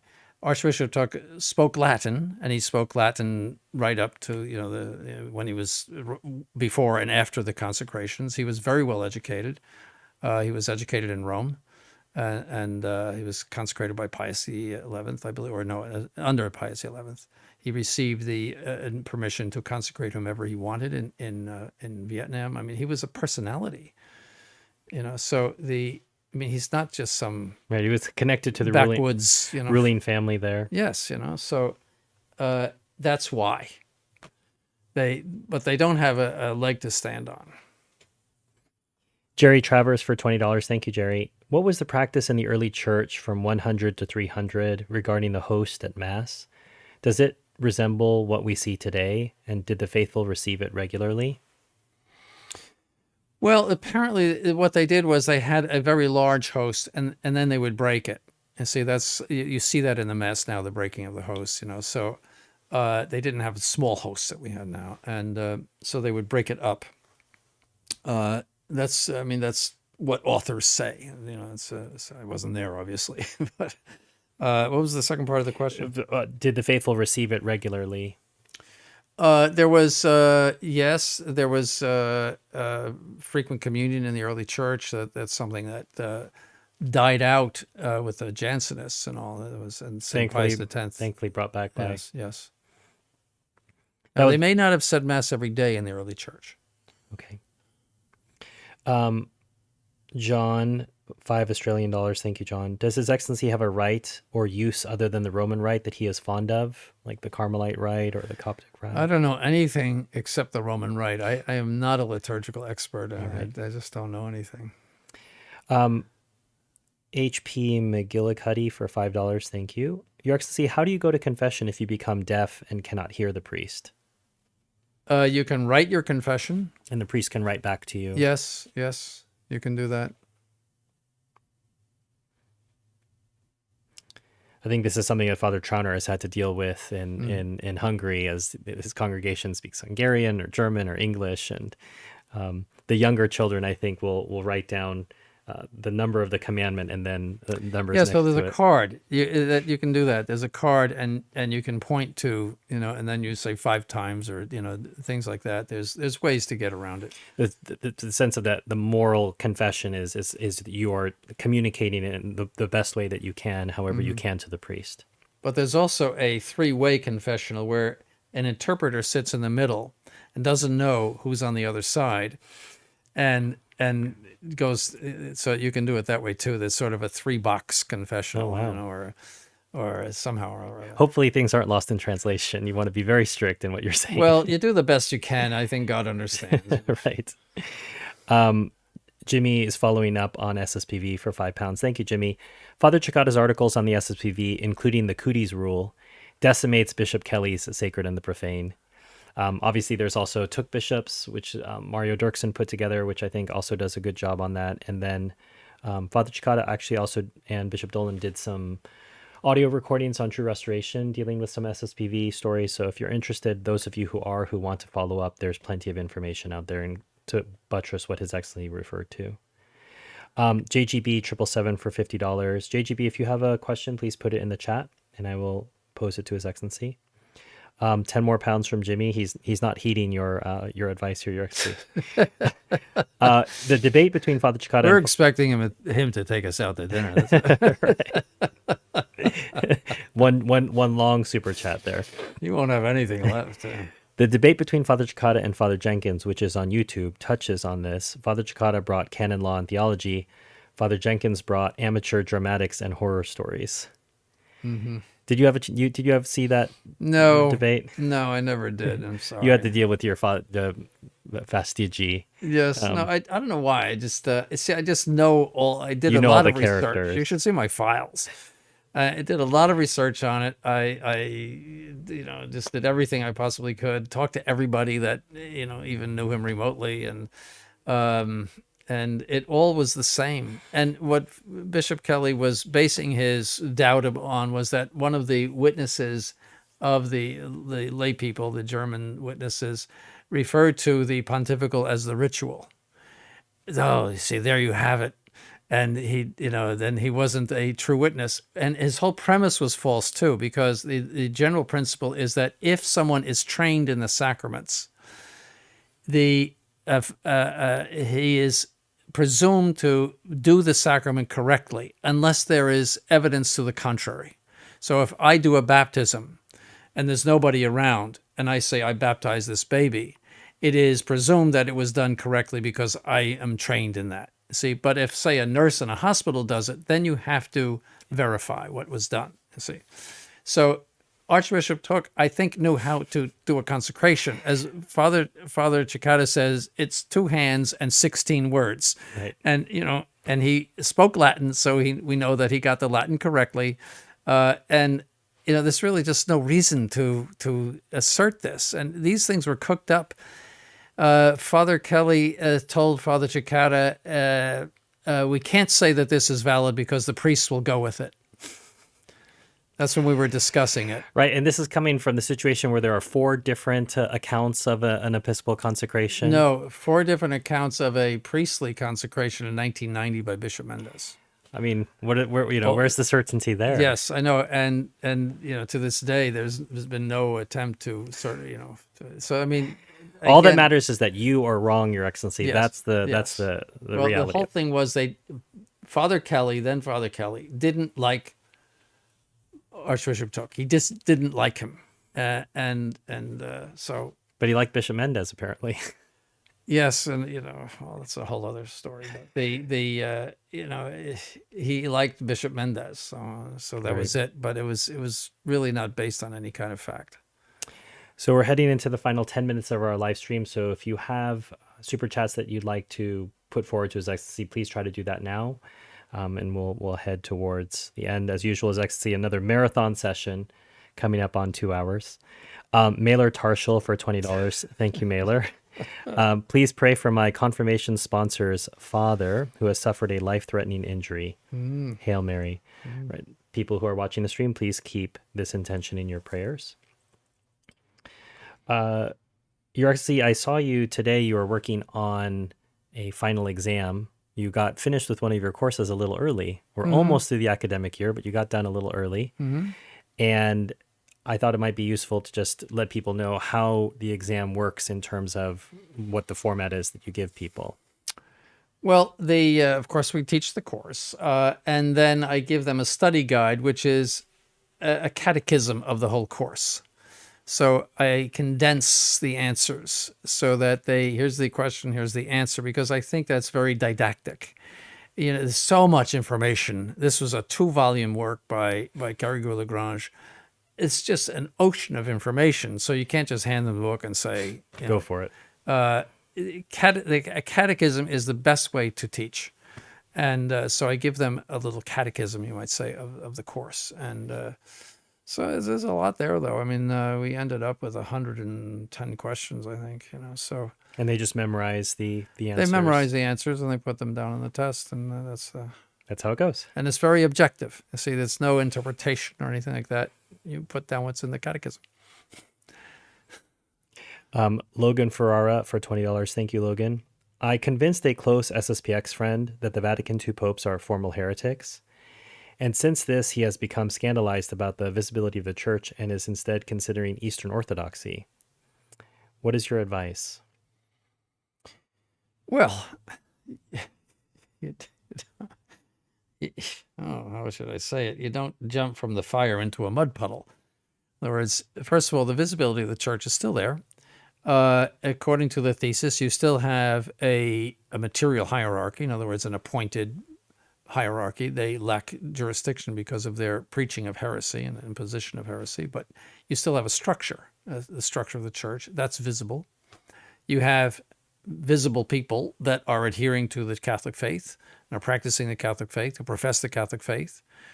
They are participating in the same sacraments all over the world. So you have a visibility of the Catholic Church. Just the fact that we're doing this, and we're very visible on the internet. So I don't see his problem. I think perhaps by starting with the popes are formal heretics, that isn't the direction you would have gone. No, that's not. No. And the Orthodox are heretics too. So why would you go from, as I said, from the fire into the mud puddle? Right. So your advice would be, first of all, the church is visible. Yes. But not to go the direction of these popes are heretics, therefore. No, the problem is that they are teaching heresy. Certainly that a pope be a heretic is a serious problem, but it doesn't affect the church if he keeps it to himself or just writes something like that. You see, if he is not teaching it, then the church is in its normal state, or at least, in other words, it's not disturbed. And it's up to the cardinals to react against him. See, so it's not our problem. We could still go to Mass in our local church as long as he's not teaching it and imposing it. See, so that's a whole other thing. But teaching it and imposing it in our parishes so that we are cut off from the Catholic faith if we go to these Novus Ordo churches, that's a problem. So the central problem is that he's teaching it and imposing it. And it's not that, it's not his personal sin of heresy. You mentioned there was someone who was visiting the seminary this week who'd already been accepted. Has the number changed since our last live stream? Have you gotten more applicants? Well, there's these 2 German fellows that we're going to see in Rome. They said they're interested in the priesthood. So das ist sehr gut. Yes. So we'll see. But no, we haven't. But this is high season. I just said today, I'm a little surprised that we have not received more applications. This is already almost the middle of May. So, but they do come in, But we'll have, I think, a good class this coming year. All right. As I said, maybe 2 more minutes to get in your super chats for His Excellency before we'll close that. And any super chats that come in afterwards, I'll make sure to carry that over to a future live stream. Tommy for £10. Thank you, Tommy. Your Excellency, when you speak of getting established before marriage for financial reasons, what of the men who naturally exist in the bottom quartile of earners?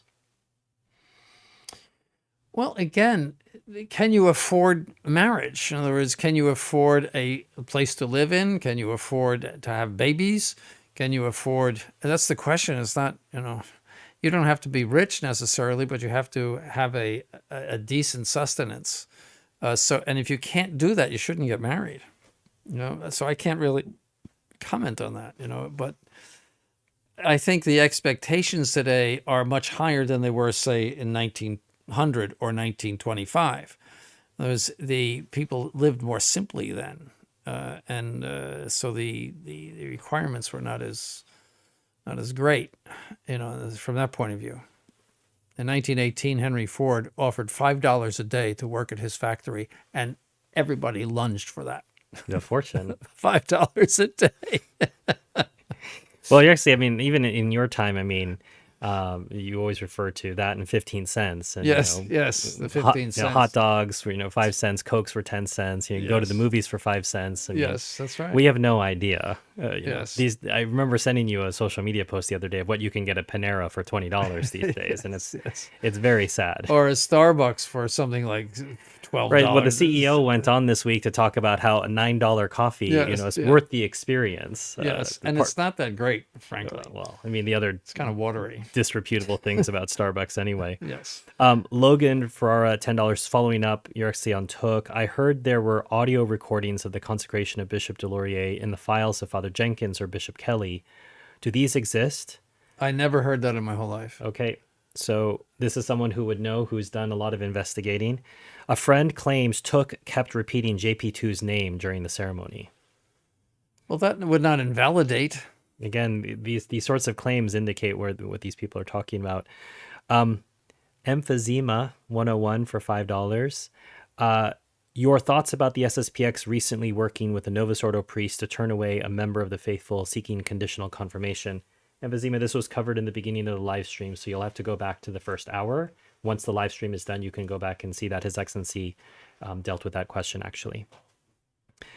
Jimmy Hunchin for £5. Jimmy says it's worth watching the discussion, the debate between Father Chicot and Father Jenkins just for the John Laboure jokes alone, apparently. Okay. All right, I'm going back through the super chats, making sure that I've asked all these questions.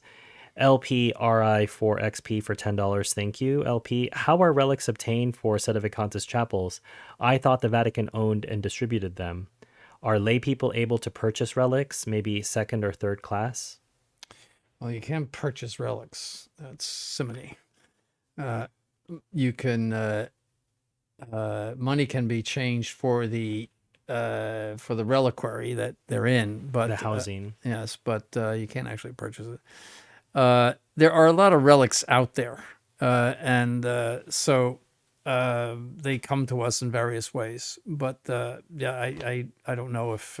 How do you vet for authenticity, Your Excellency? How can a lay person know? There's the certificate, but anybody can write the certificate, and so it just usually says in a brass capsule. Oh, that could be, It could be forged. Actually, what is really to me more important is the seal of the bishop on the wax seal that seals it on the back. If that is not broken, then that's a very strong sign that it is an authentic relic. But if it is broken, then not a good sign. Now it could be broken for the For any completely number of good reasons. reason, but it's just, I would say, stay away from that. Never get anything on the internet unless a priest is standing right behind you looking at it. Okay, I know some people who got burned very badly by that. A priest should be looking at what you're looking at, and he could tell you right away whether it's phony or true.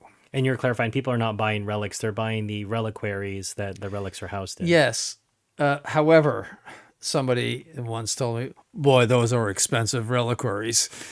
They're usually little things that would probably cost $10 or $15 maybe. But there's abuse. In other words, people profit. And, if they want the money, if they are saying, well, this is worth $100. Is that sinful for those people to do I that, think Your it is, Excellency? because it really isn't worth $100, but I think you could pay it if you wanted it. In other words, you could elect to pay it. But you shouldn't have the intention of buying the relic. You're buying the housing of the relic.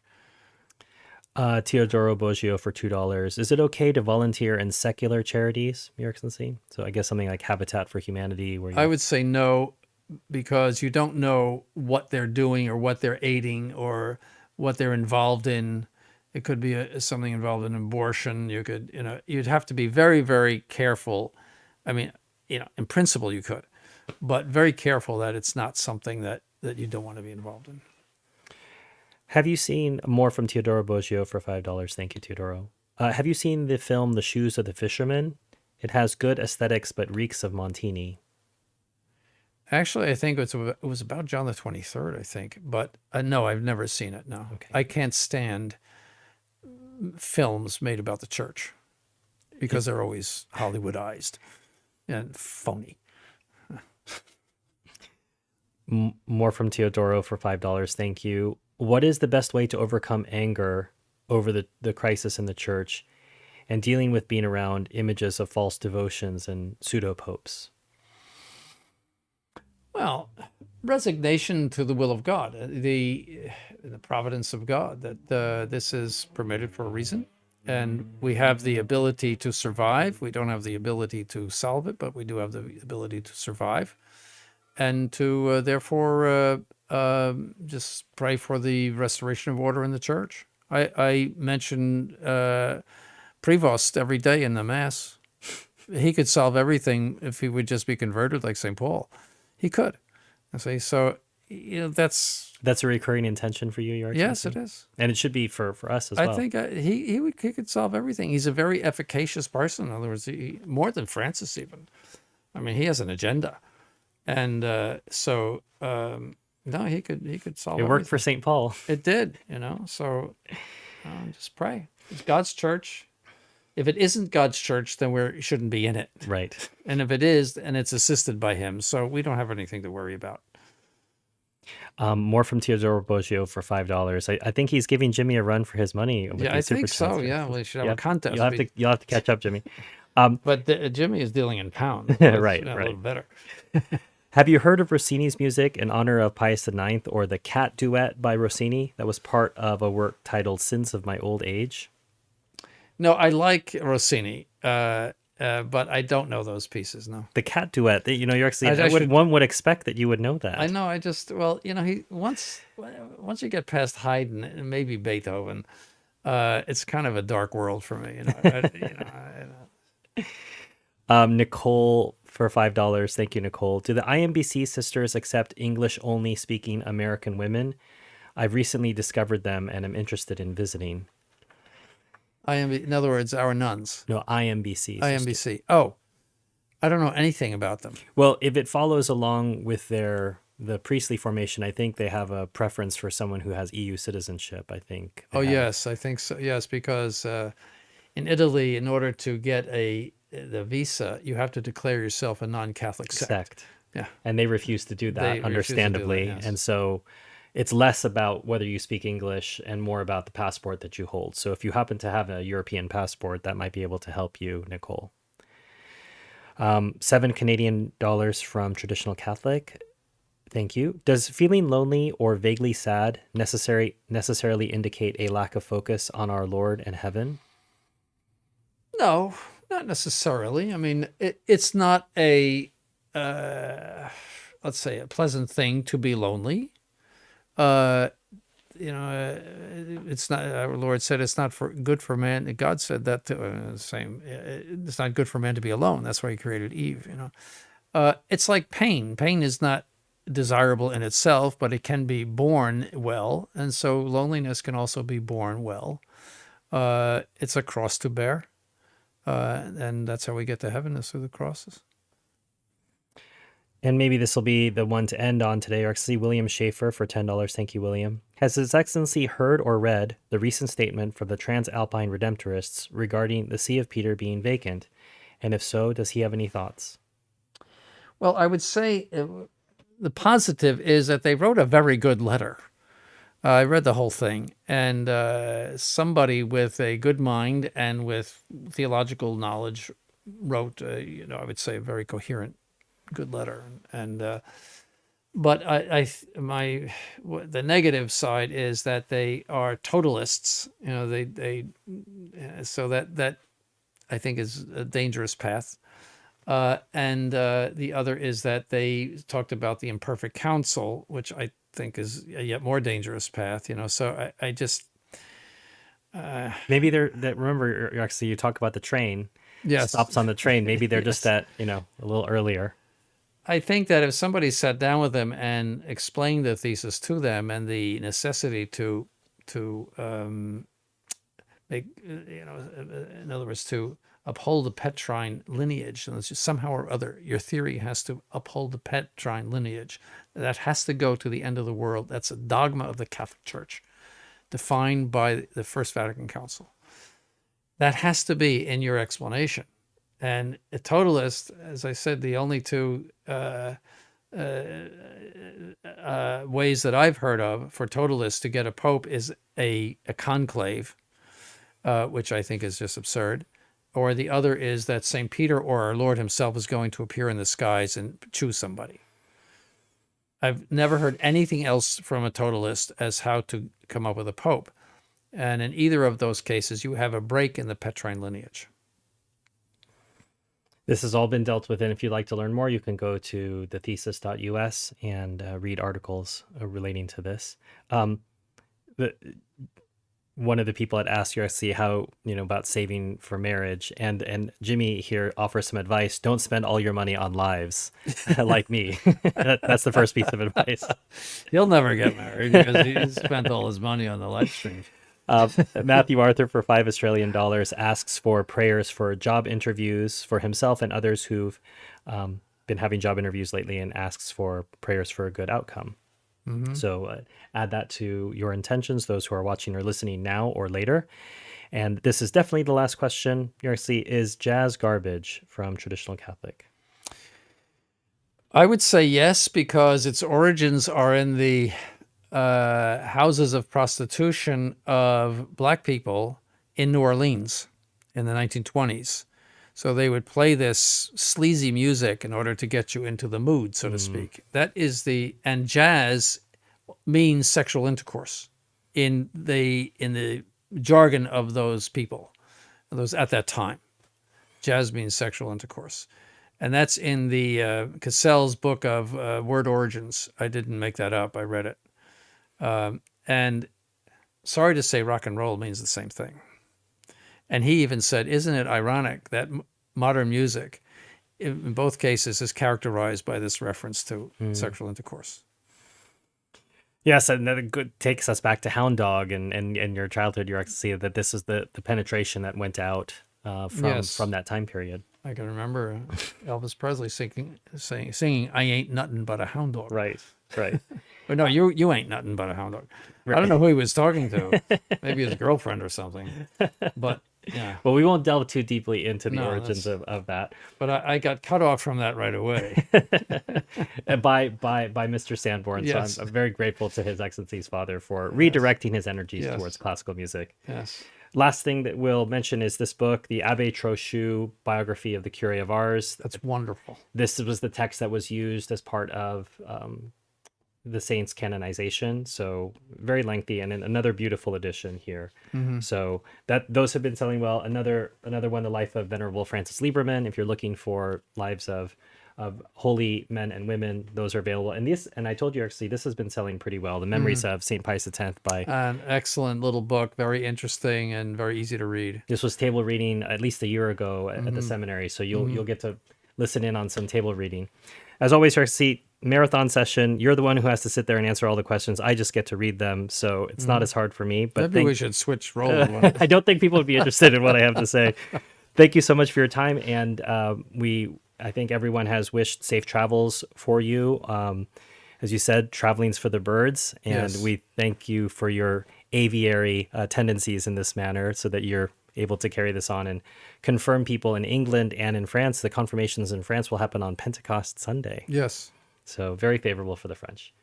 Until our next live stream, which will happen towards the end of the month. If you're watching this later, make sure, as we said before, hit like and subscribe, share this with people who might be interested. And if you don't think you'll be able to make a live stream, you can always use the Contact Us form to send your questions ahead of time along with the donation. Thank you, Your Excellency. Thank you.